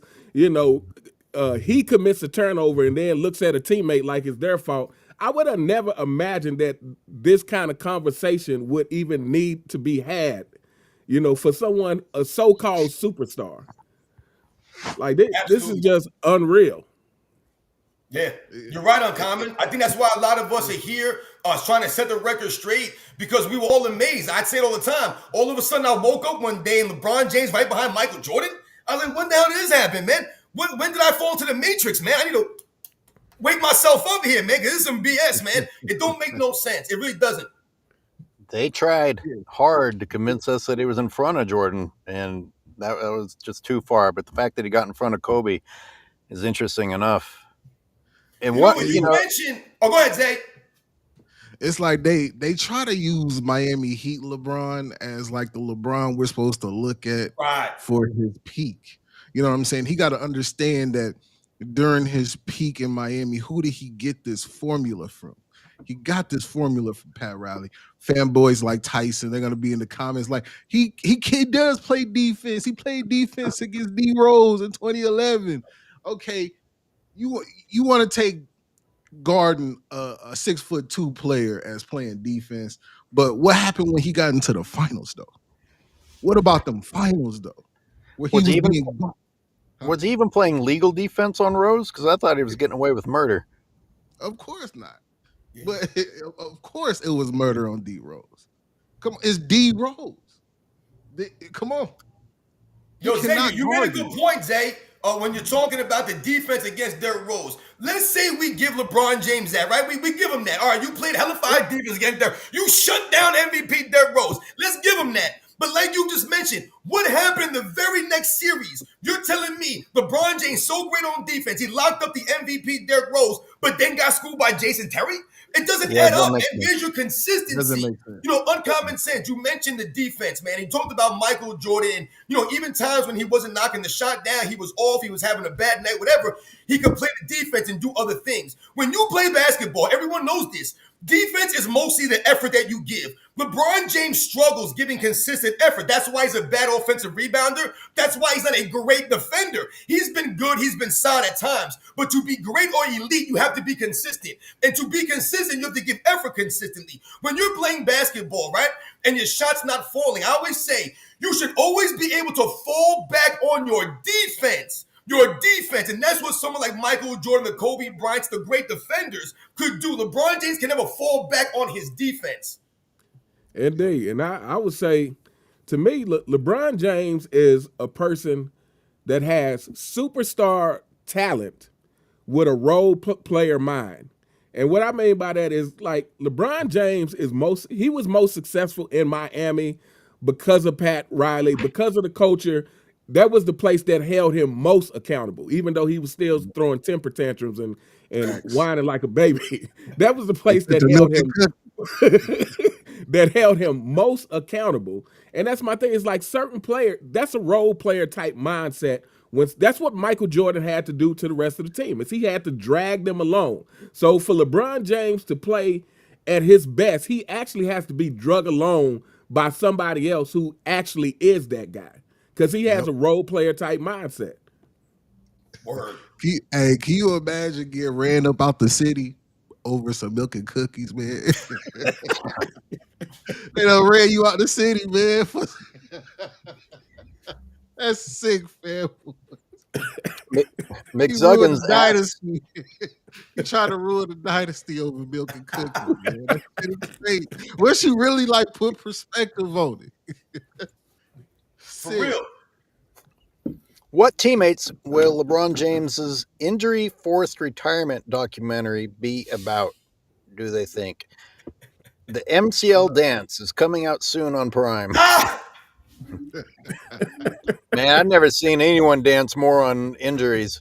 That every goddamn season, that guy's on the sideline or in a nightclub or somewhere dancing on a fucking injured leg. Oh man. You know, there's a movie called The Last Boy Scout with Bruce Willis, Damon Wayans. Great movie, man. Shout out to that movie. And there's a scene at the end there where well, throughout the movie, Bruce Willis keeps talking about, yo, man, if I swear to God, if I live, I'm going to dance a jig. If I live, I'm going to dance a jig. And at the end of the movie, man, my man Bruce Willis dances the jig at the end of the movie, man. That's LeBron James on a bad knee.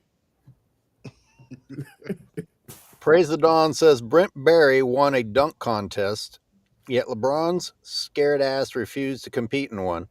LeBron does the same dunks, and his soy boy fans get hype every time. Yeah, that's a And Brent Barry disservice didn't take to the his game. warm-up jacket off. That's correct. That's a disservice to the game to not get one slam dunk contest. You done lost 10 all-star games. Like, I mean, god damn it, LaFody. Like, you ain't getting nothing back to the game. Nothing back. If Kobe was alive, people wouldn't even be going to your camp. If Kobe was alive, it'd be the Kobe camp. That's it. Yeah. Oh. They hand out. They get me so mad too when they get to talking about Kobe. Like, it's like he put a money pool together and said, "Hey man, everybody can pull from this money pool, long as y'all disrespect Kobe." And that's what they doing. They really disrespecting Kobe Bryant, man. They dying for his shoes. They crying about him. They want everything from Kobe, man, but they want to take away from his legacy. I don't get it. Word. Oh, I get it. I I don't think get all this comes from unclutched sports, and I think it's all due to the fact that Kobe continuously exposes LeBron James' manhood. yeah. Kobe continuously exposed LeBron James for not being a competitor, and I've seen interviews with Kobe where to me, he gives LeBron James much more credit than he ever should. But Yeah. I feel like off camera, there is no way a player like Kobe Bryant or Michael Jordan could ever respect LeBron James. Like you cannot. I can't emphasize enough. Like LeBron James fanboys, like if you don't believe anything, which I know you guys are delusional and trapped, so it is what it is. But if nothing else should wake you up to this guy, it's the fact that Kobe Bryant on many occasions basically talked to LeBron James just dismissive. Like this guy's not on my Yep. level, and LeBron doesn't respond on with that same kind of energy. Where you see Yeah. Kobe and Jordan in the All Star game. Speaking of this is a good example. Kobe and Jordan in the All Star game, trash talking each other, and when Michael Jordan said, "Hey, you can't talk now. You only got 3. I got 6." Kobe Bryant said, "Yeah, you're right." Cause guess what, fanboys? Rings do matter. Mhm. That they do, and the players that actually won them, it's because rings mattered that much to them. Yep. Ooh. Like I truly believe that. Like the players Hey that man, won multiple times, it's because the rings mattered that much that they had to figure it out one way or another. Yep. hey, fact. Uncommon need 1,000,000 subs, man. Everybody go subscribe to Uncommon right now, man. He talking to your soul. Do you hear him? He is talking to your soul right now. Word. He got me wanting to go suit up on somebody. Come on, man. Let's go. Man, boys, for real. There's no way you can hear this and be like, man, LeBron better than him, man. Like, come on, knock it off. Yeah, Uncommon, you made a great point in your video earlier. I was watching where you said the same thing about how dismissive Kobe is when he's asked about LeBron James and some of these things. Like, oh, you think LeBron James can beat you one-on-one? And Kobe look at people like, who? And you said, listen, man, if someone talk about me like that, you have to see me, man. And LeBron James don't keep that same kind of energy, man. He just doesn't have it. That's why I said he's very feminine. He's emotional. He don't have the energy of a Kobe Bryant or Michael Jordan. When you talked about Michael Jordan and Kobe Bryant having that interaction with each other, remember, this is old man Michael Jordan on the Wizards that he was talking trash to, man. So when we think about these kinds of things, man, Michael Jordan telling Kobe Bryant, listen, man, next time you go for that fake, I'm going to take your whole rib cage out, man. You remember Michael Jordan telling him, I'm going to break your whole ribs up and stuff, man. He said, Mike, where you going to go? He said, man, where you going to go? I'm going to take your ribs out. The thing is, a lot of people look at this from their perspective and they don't understand that the great players, the great competitors are not satisfied with just being in the NBA. You know what I'm saying? Kobe looks at LeBron like he is son, like this is a little boy. No, I would be extremely offended and motivated as a competitor if somebody that I thought I was a peer to think of me as a boy.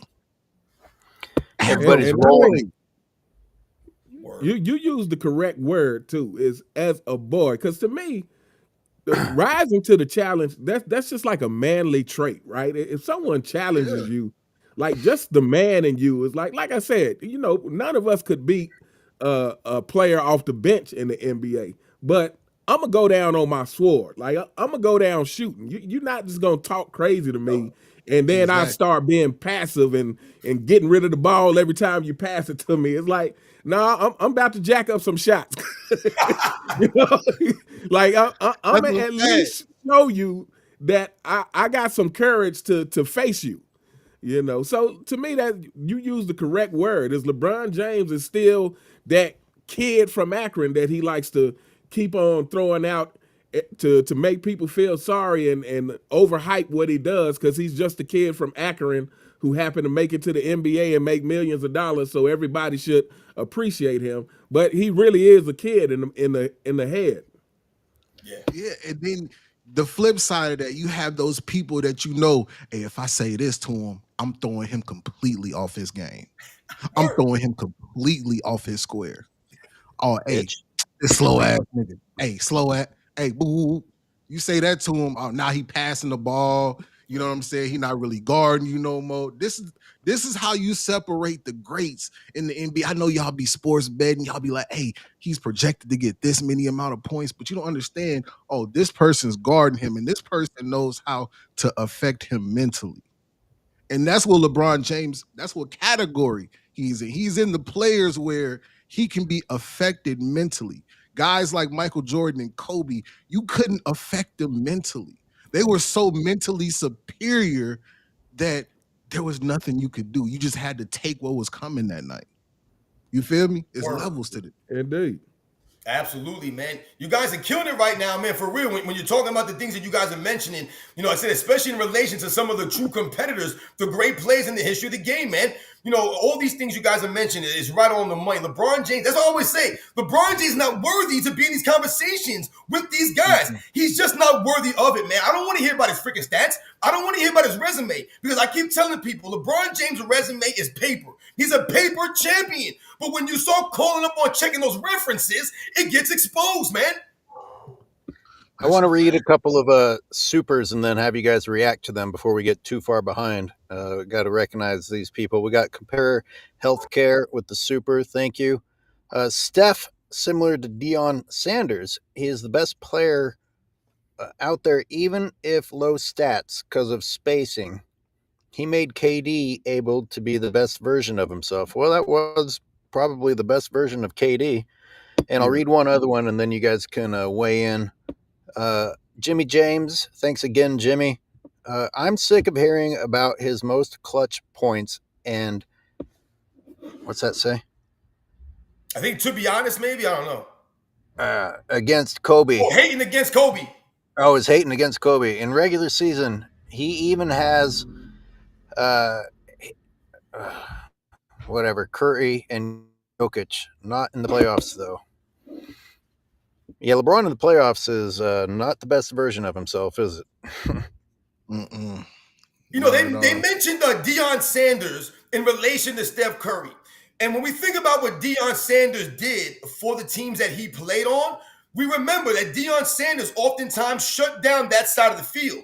You were not even able to look in his direction. That's what Deion Sanders was doing when he was at the peak of his powers. Quarterbacks didn't even look over there. So when you look at Deion Sanders' statistics and you say, oh, he didn't have this many interceptions or that many passes defended, because they weren't throwing the ball to Deion Sanders. That's why, man. You couldn't even look in his direction. Also, the impact of Deion Sanders returning the football. One of the excellent elite return men in the history of the game. When you talk about Steph Curry and what he does for his teammates, we mentioned this. Steph Curry allows Klay Thompson to be Klay Thompson. He allows Draymond Green to be Draymond Green. The people that you think about that Steph Curry had playing with him, does anyone think that Klay Thompson is going to be Klay Thompson with LeBron James? Is Draymond Green going to be a Draymond Green with LeBron James? No.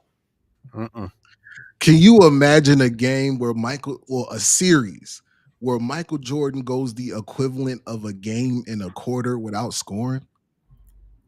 That is sick. To say that this is the greatest of all time, that is absolutely sickening. Look at Michael Jordan. Look at these stats from Michael Jordan. Wow. Hey, thank God for Scottie Pippen. Thank God. God damn it. Scotty! Can we get Scottie Pippen to come on a live with us? Oh, my goodness. Sorry, Lars. Scotty. Beam me up, Scotty. Come on, baby. Man, he dressing like Chester the Cheetah now, man. Crazy. Uncommon, you said something earlier about the respect about Michael Jordan. You doubt that Michael Jordan or Kobe Bryant really truly respect LeBron James. And I'm 100% in agreement with you. Correct. I do not think that they respect LeBron James' game like that. They don't respect his game. If Michael Jordan was playing against a LeBron James team in the finals, you think that Michael Jordan is going to respect LeBron James' game like that? He's going to be trash talking him. He's going to be all over him. Scottie Pippen would have been hounding him. I mean, it's insane for these guys to think that LeBron James is on that level mentally. It's the same thing with the LeBron James fans, man. and the fans of Michael Jordan and Kobe Bryant, we can't be fans of all three players. There's no way you can be fans of Kobe Bryant, of Michael Jordan, and of LeBron James. You have to sacrifice something inside of you to root for LeBron James. You have to.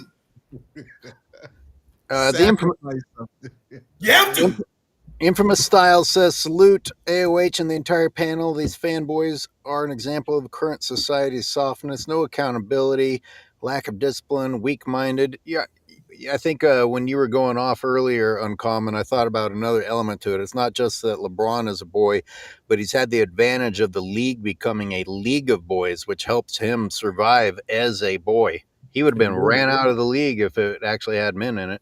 Great point. That's a fact. They talk about Michael Jordan played against plumbers and taxi cab drivers and this and that, but LeBron James is literally playing with podcasters. I keep telling people, can you name me the plumber that played in the 90s? Because if there was an actual plumber playing in the 90s, that dude needs to be talked about. He needs to have his own damn show. He needs to be put out there. We need to celebrate this man. But I don't remember anyone having a plumbing business and playing in the NBA in the 90s. But LeBron James is literally playing against TikTokers and podcasts. Remember, LeBron James beat a barista in the 2020 NBA Finals. Jimmy freaking Butler was selling coffee, man, the bubble. That's what LeBron James beat. A barista, man. Let me get a latte with no foam. Indeed. And I think this too is people get blinded by the so-called flash. And well, first of all, part of that flash is just the fact of the rule changes and them allowing stuff that was never allowed before, all the carrying and traveling and stuff like that. But people get blinded by that and don't understand that it's like Michael Jordan played in a time where there were players who were flashier than him. But it's not about the flash. So people just think just because you got Kyrie handles or all this stuff, that inherently means that you're a better player. It has nothing to do with that. If you're not fundamentally sound as a basketball player, which that's what made the game truly easy for Michael Jordan, is he was fundamentally sound. He didn't do a lot of obviously his layups and stuff were flashy, but just in general, his path to the basket wasn't a bunch of flashy stuff. It was pump fakes and jab steps and 1-2. It was all very simple, calculated stuff that people feel like just because you're not going between the leg 3,000 times, then that's some kind of lack of skill on your part. But it's like the reality of it is these players lack the skill of being fundamentally sound. And that's why I say I think people would be surprised that a lot of these current teams would get mopped by a lot of the teams in the 90s, not just the Chicago Bulls. But if you're talking about the Knicks and Pacers and any number of the Utah Jazz, any number of teams would come and destroy a lot of these teams, in my opinion, not just from the fundamental aspect, but just also from the mindset aspect. Like these players in general are just weak. This is the LeBron James era. This is the era of entitlement. This is the era of people thinking things should come easy to them, and if it don't come easy, then they're ready to pack up and run instead of stay on the team and build that chemistry. But again, that requires another level of accountability, because then you have to say, okay, I'm going to become a better leader to get the most out of my team. So it's like they just ducking and dodging accountability all across the board because they feel like, well, if I'm not winning, then that means I need to be on a team with more superstars. Those plumbers would have sent today's players running to the sideline pretending that they need to check their cell phone messages like these punk-ass bitches do when they're losing. That's exactly what they would beat them mentally, they would beat them with strength, and they would beat them cardiovascularly. Today's gym muscle guys, they ain't got the cardio, and they ain't got the old man strength. Indeed. Right. Old man strength. You're right. And those guys, they would have been load managing, ducking the smoke from a lot of them dudes. You think they're going to show up to these games and battle with some of them guys? Like Uncommon's talking about, the fundamentals of the game of basketball. Something as simple as boxing out, these guys would have been pummeled down low in the post, man. These guys had post-up games. I mean, look at Joel Embiid. The man is a giant. 300 pounds, man, 7 feet tall, but yet the man's real stature is 5'2" and 100 pounds. Oh my God. Look at this fanboy. He just keeps copying and pasting. Like, what is actually wrong with you people? That's what they do. They're copy and paste fans. You fucking Yeah, they're weird sick. shit. I never want a fan base like that. I mean, just think about how some of these teams work. Like I said, even the role players. We often hear the role players get knocked these days. But back in the day when we were growing up watching the game, being a role player was a really respected part of the NBA. You needed quality role players to win games. So we valued and appreciated Michael Jordan's teammates, Magic Johnson or Larry Bird's teammates, whoever these guys were. They had roles that they earned. A lot of these guys were specialists. So they came in, they were going to bang around. They were going to play hard. They were going to get some rebounds. Maybe you had guys that were three-point specialists. You had guys that were high flyers. The game was just overall more well balanced. I mean, even think about way some of the coaches coached the game. You had guys running full court presses, half court traps. I mean, could you picture LeBron James trying to bring the ball up court against Scottie Pippen or one of these guys that are going to keep putting the pressure on you? I doubt LeBron James would be able to handle someone like John Starks or Gerald Wilkins. Oh yeah, LeBron couldn't play. Oh, yeah. He couldn't bring the ball up back in those days. I mean, for goodness sakes, I mean he has enough turnovers just dribbling off his foot. You know, LeBron is one of the clumsiest, clunkiest superstars that we have seen. And I mean, it's hard to imagine that he would be able to bring the ball up with a Scottie Pippen, someone who is dedicated to defense, and it just wouldn't happen. Like LeBron James fanboys, I know you guys are committed to your delusion, but I cannot express to you enough how much your king would be exposed. Unfortunately, it's something we'll never get to see. But like I said, the difference between us and a lot of you guys, I'm not going to say all of you guys, is that we have actually watched decades of basketball. Like we have actually seen these things with our own eyes. So what we are saying, we have a direct reference point to judge these things from. LeBron James could not be dribbling the ball up the court with some of these defenders in the 90s. With a lot of he couldn't dribble the ball up the court on John Stockton. No, no one guards him, and he dribbles it off his foot, as you already said. Hey, Rob, these fanboys, you said earlier how you take great pride in the people who actually watch your fitness videos and get healthier. And I've had a couple of people say that they converted from being a LeBron fan. I mean, that means I literally helped someone grow a sack. Wow. You actually grew a sack. Yep. Hey, Yeah, Rob help people drop 60 pounds. I help people grow sacks. Exactly. He told his girlfriend he in charge tonight, man. For real, I mean, like I said, can you look yourself in the mirror and appreciate or really like what you see looking back at you? I really doubt a lot of these LeBron James fans can really look themselves in the mirror and be proud of what they're saying. And let's not forget, the LeBron James fans remade Man in the Mirror. They actually disrespected the great Michael Jackson song by remaking it for LeBron James. Are you serious? Yeah. Yep. Yeah.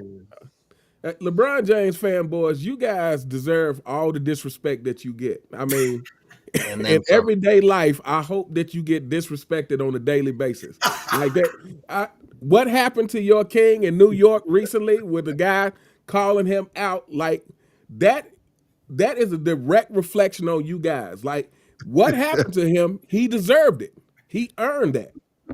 And what's happening to you guys deserve that and earn that. Like I said, it's really it's unbelievable, and it's I just never thought back in the day that we had come to this point in society where we're having this conversation about a so-called great player. This is like fantasy. This shouldn't be happening. I hate to mess up. I know everybody's flowing, but I've got to catch up with some supers, and then we'll get back to just ranting. The real Siberius, they have to besmirch Kobe. They can't build themselves up without tearing him down. Self-aggrandizing is weakness seeking validation. Wow. Well said. Even if they did have real criticism for Kobe, should have said it while he was fucking alive. Like waiting until Kobe's gone to say it. Even if it was, let's pretend that some of it was true, just for the sake of argument. You should have fucking said it while he was here.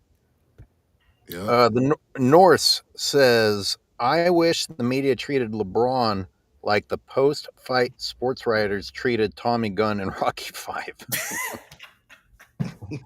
Yo, you know what's funny, man? In Rocky 5, I know I'll be going off on tangents, guys. My bad, LH. But in Rocky 5 has one of my best lines, one of my favorite lines in Rocky 5, man. There's a scene at the end where he's getting ready to fight Tommy Gunn, right? And Tommy Gunn's challenging. He's trying to call Rocky out, but Rocky don't want to fight. He's like, yo, man, I ain't trying to fight. So they go inside the bar. Tommy Gunn goes back inside the bar. And remember, Paulie steps up and is like, yo, man, why don't you get up out of here, you punk? You're a bum, man. And he pushed him, Tommy. And then Tommy takes a swing and knocks Paulie down. My man Rocky Balboa looked at Tommy Gunn and was like, yo, you knocked him down. Why don't you try knocking me down now? That's what I'm talking about. Mr. Shanny says, to any football fans on today's panel, do you remember Lee Flowers' speech directed at the Tampa Bay Buccaneers calling them paper champions? I can't remember that speech. I do know who Lee Flowers is. I don't remember that speech, but I've been telling you guys for a while, LeBron James is a paper champion. I mean, think about the logic of some of LeBron James fans. I had a LeBron James fan tell me one time that Bill Russell is not a top 5 or top 10 player, right? And they said, how could you not have LeBron James in your top 10, even though he's got 4 championships and 4 MVPs? So I said, let me get this straight. Bill Russell has 11 championships and 5 MVPs, is not top 5 or top 10, but LeBron James has to be in my top 10 because he has 4 championships and 4 MVPs. It doesn't add up. Animaniac says, LeBron showed. Sorry, there was a little delay there, so I jumped in. No, you good. Fanboys, there is a freaky, unorthodox spirit that you carry. You know what I mean?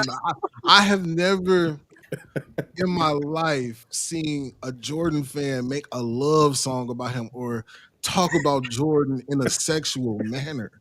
Why do y'all talk about LaFody James in a sexual manner? Why do you want to replace his wife with you? Like, insane. I don't understand where this, this is something we've never seen in history, ever in sports, where somebody wants to replace the wife of their favorite player. Like, we've never seen this.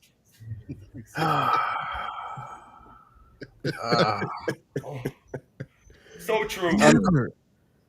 Hey, Uncommon, can you see these on the screen? What am I saying? The super chats? Yeah, you want to read a super? Sure. So Mr. Shanny 82 with the $5 super chat. He says, when it comes to dribbling, Scrubnificent makes Paul Pierce look like Allen Iverson.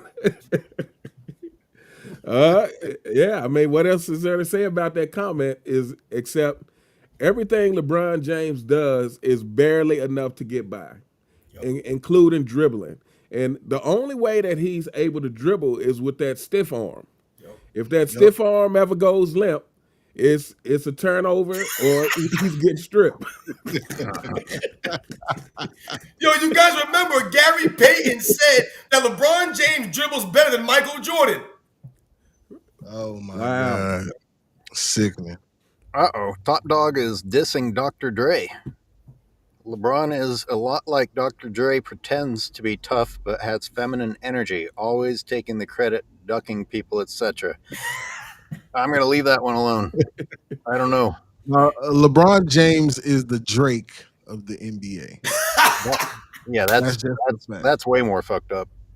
That is a fact, man. You know, all the fake accents, the fake stats. You know what I mean? Didn't he get fake abs? I think someone said that Drake got some fake ab implants. Oh yeah, he did. He got the BBL for men. Didn't he have a tattoo that he got redone?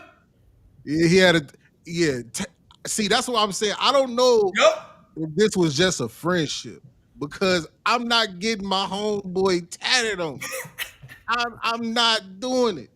I don't care how famous you is, bro, you not getting tatted on. Hey, listen, I tell you right now, my homeboy Benham got shot in a drive-by like boys in the hood. So Drake really had a LeBron tattoo? Yep. Yeah. Yep. That's something you make your girl do. Like, yeah, baby, go ahead, get my name on you. You know what I'm saying? Wow. But you, Drake, you put his name on you, man. Well, I mean, LeBron does wear purses, so I mean, I don't know how much of a surprise it would be if the unthinkable fanboys, you guys should know. Tell us about your king. It's what's going on with LeBron James and Drake? Because I'm sure you guys should have the inside scoop on that.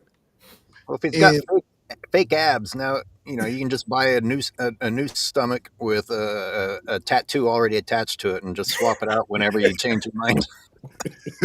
Hey, and fanboys, just another analogy for you. If you look how LeBron James betrayed Drake and he got his name tatted on him. What the hell he'll think he'll do to you? What do you think he'll do to Dwayne Wade?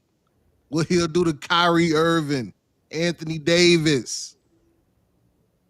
You know what I mean? This man got him tatted on him. And he went to his ops concert and was dancing, like front page dancing.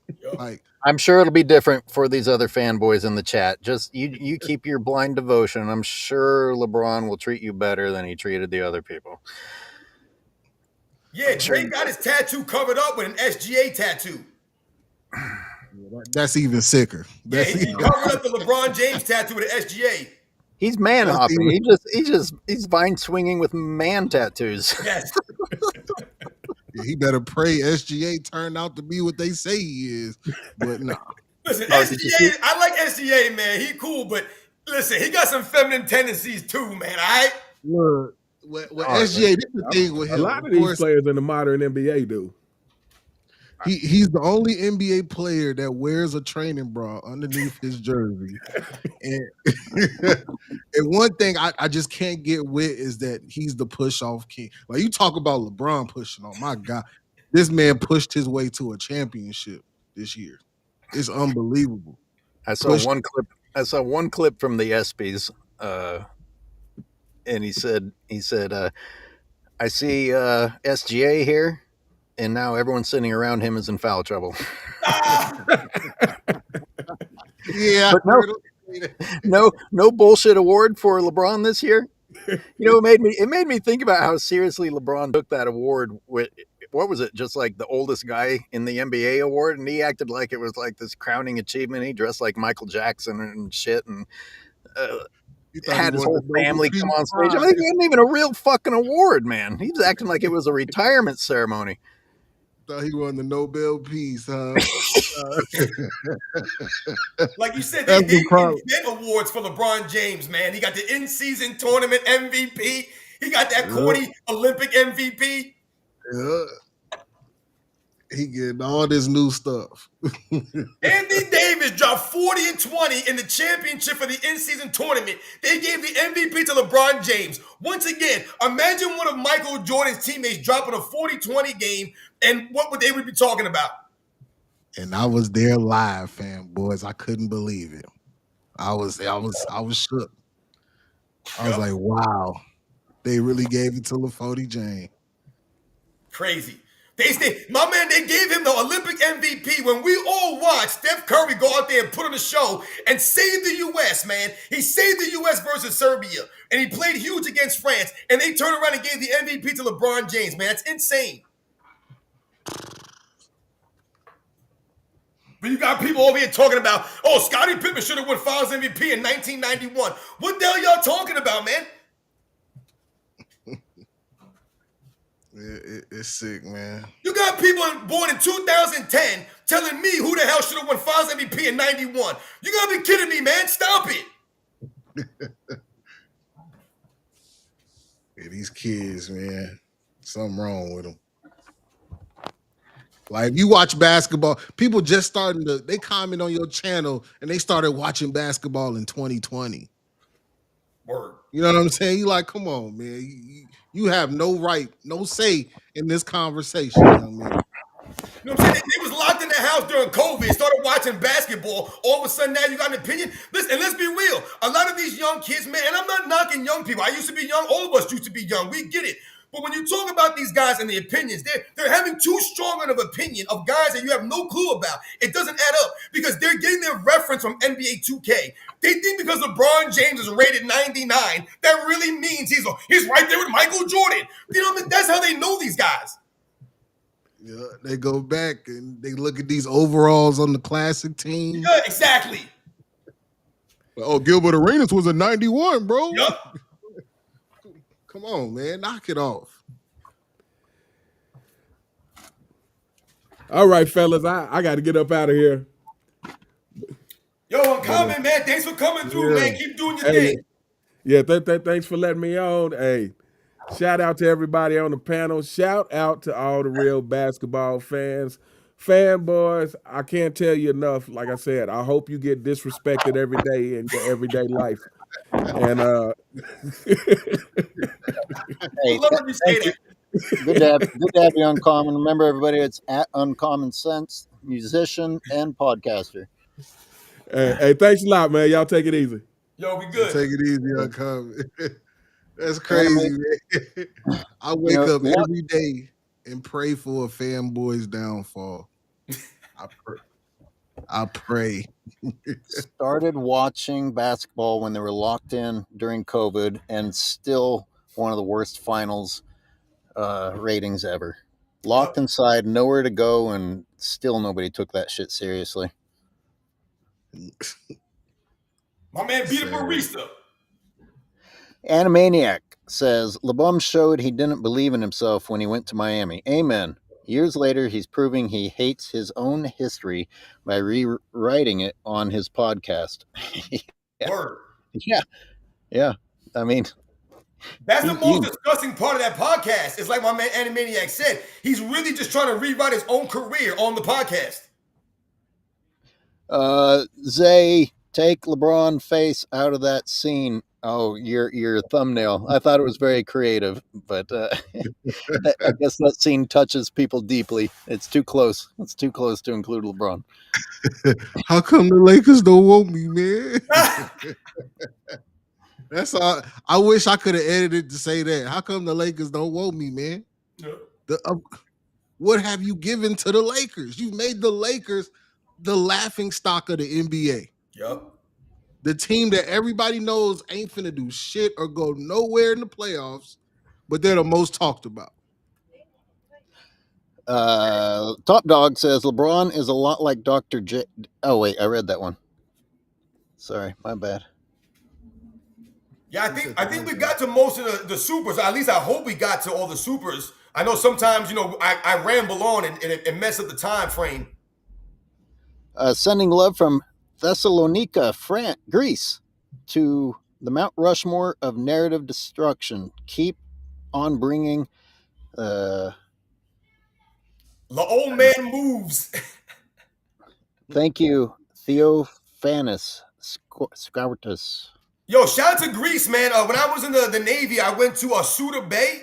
I don't know if he's familiar with Suda Bay. I was in Suda Bay, one of the most beautiful places that I've ever been to in my life, man. So shout out to everybody in Greece, man.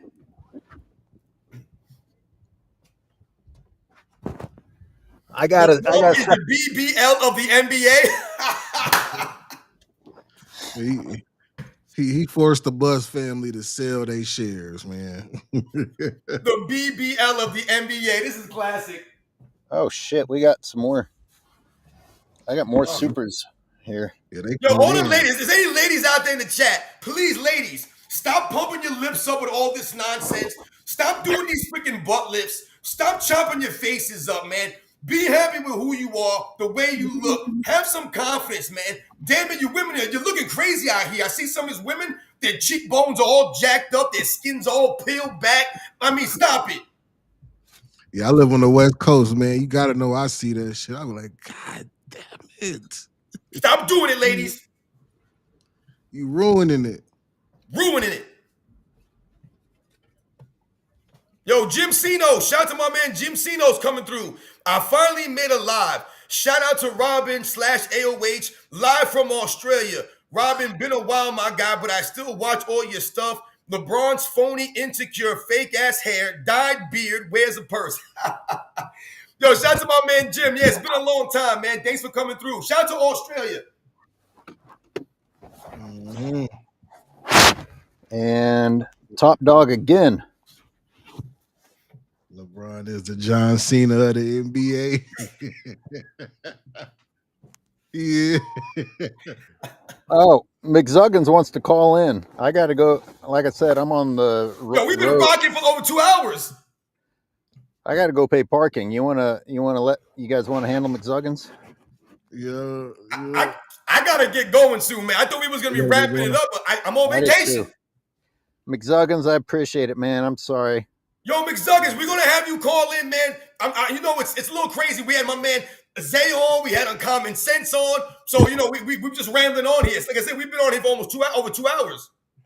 Yeah, I see. I see a couple more supers. We might have to read these on Sunday. The Mount Rushmore. I like someone called us the Mount Rushmore. That was very nice. I appreciate that. Mount Rushmore of destroying narratives. That's right. We out here telling the facts, man. Yes, sir. King Speech, McZuggins. Y'all already know the guys over here too. The guys over here too. Y'all finna wrap it up. Y'all finna wrap it up. What's going on? Yeah, we're gonna wrap it. Fred B. Jams. It's like LaFlop is worried about MJ's media debut. His last days in LA is messing up his legacy. Le Panic, he says. I like that. Le Panic. I like the Le Panic. Yeah, Le Panic. I like that too. That's a good one. Siberius says, I started watching basketball before these fools were even born. They don't know the history of the game. Yep. Word. That's the truth, Siberius. Real Siberius. LeBron fans be dressing like Riley was in that Thugnificent episode of Boondocks. I've never seen the Boondocks, man. Never seen it? Nah, I know what it is. I've never seen it.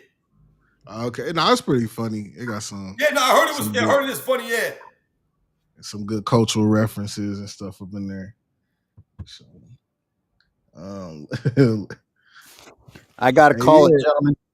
Yeah. Everybody, thanks for tapping in. I appreciate you, gentlemen, for having me on today as I return back to the live side of the game. Again, thank you. I'll be watching y'all on Sunday on the panel. I'll be checking y'all out.